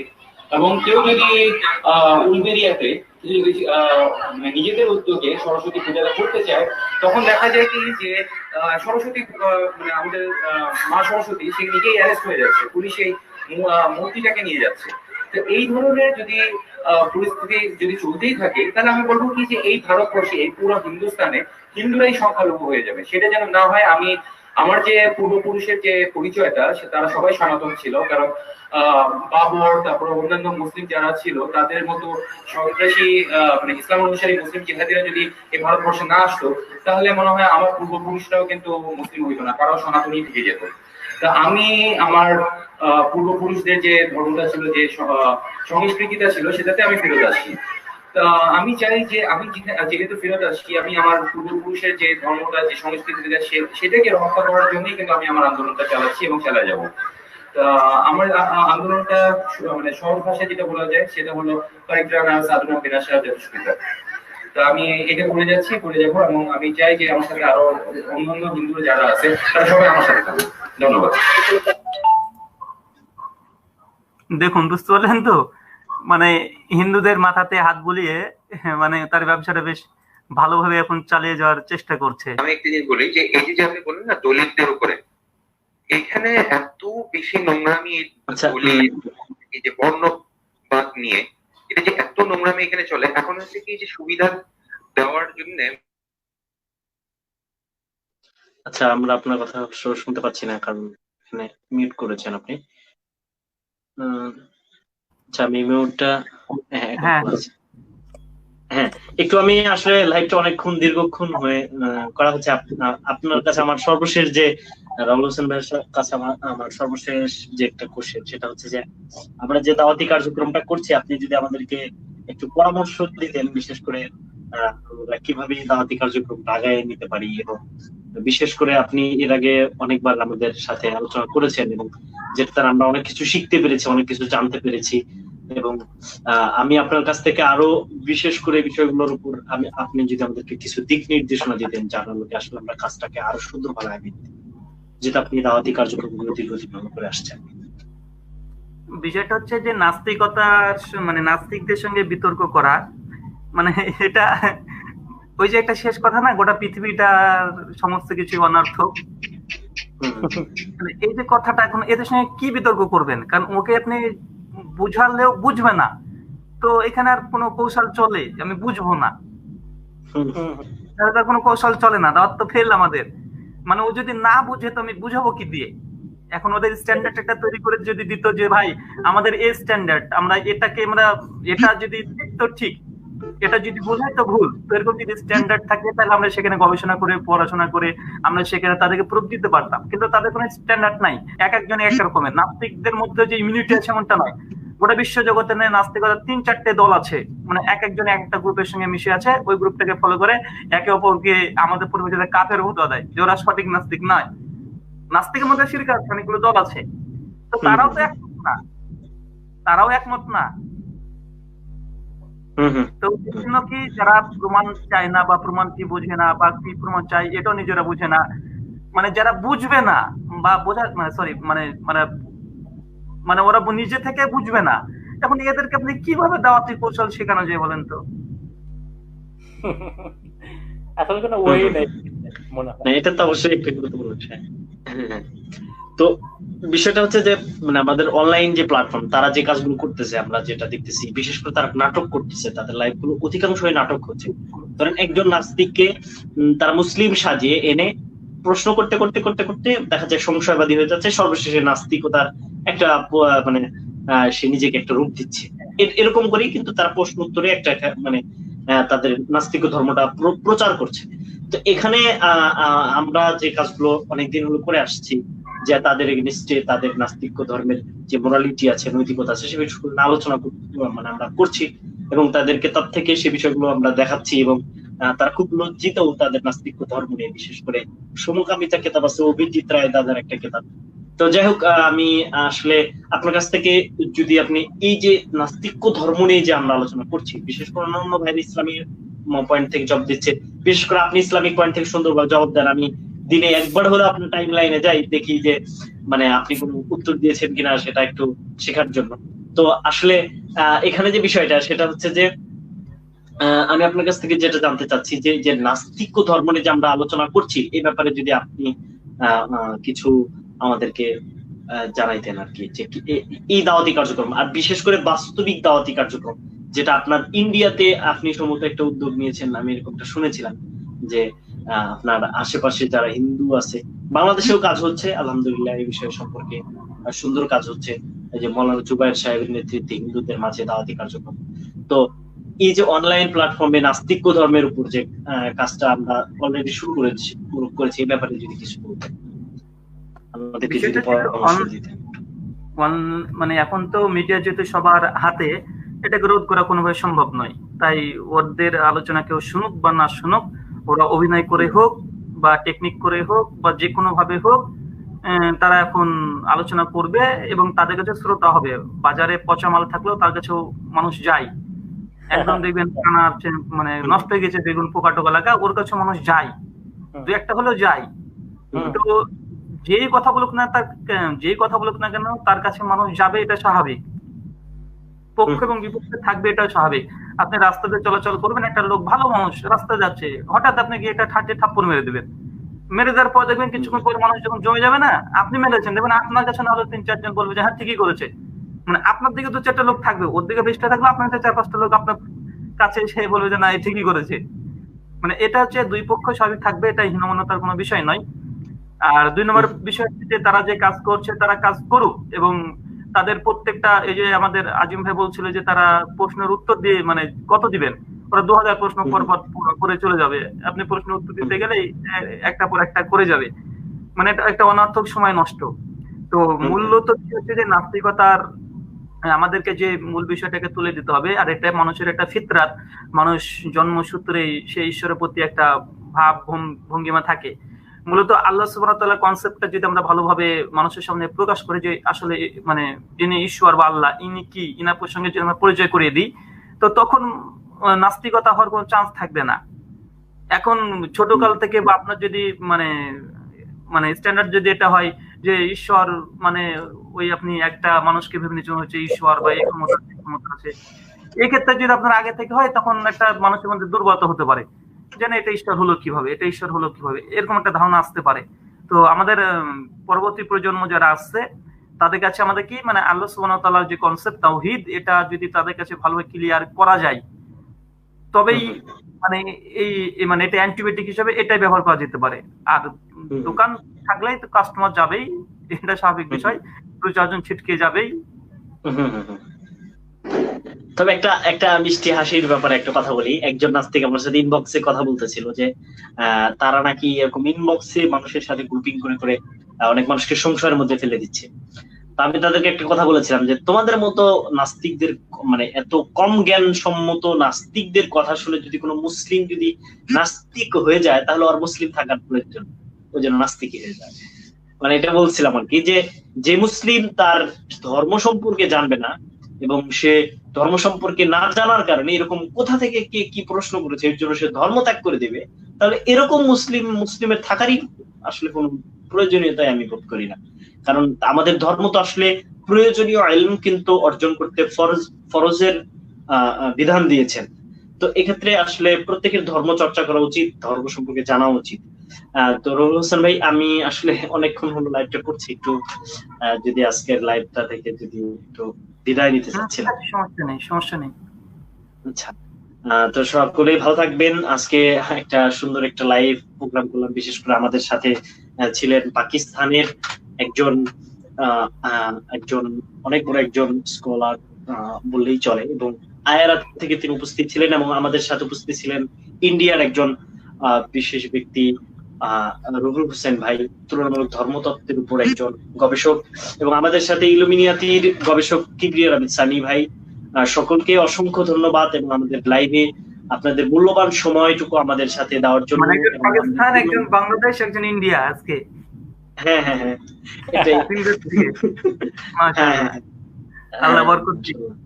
আল্লাহ আমাদের এই দিনের কাজে বিশেষ করে ইখলাস দান করুক। আমাদের সর্বপ্রথম প্রয়োজন হচ্ছে ইখলাস। ইখলাসের সাথে আল্লাহ সুবহানাহু ওয়া তাআলার নৈকট্য অর্জন করা, যেন আমরা আল্লাহ সুবহানাহু ওয়া তাআলার যে আদেশ ছিল এটার মধ্যে যেন আমাদের খুলুসিয়াত থাকে। বিশেষ করে খুবই প্রয়োজন যে আমাদের ইলম দ্বারা, ইলমে নাফে যেটাকে বলা হয়, উপকারী ইলম, যেটার দ্বারা আমরা পূর্ণ বিশ্বকে ইসলামের আলো ছড়িয়ে দিতে পারি।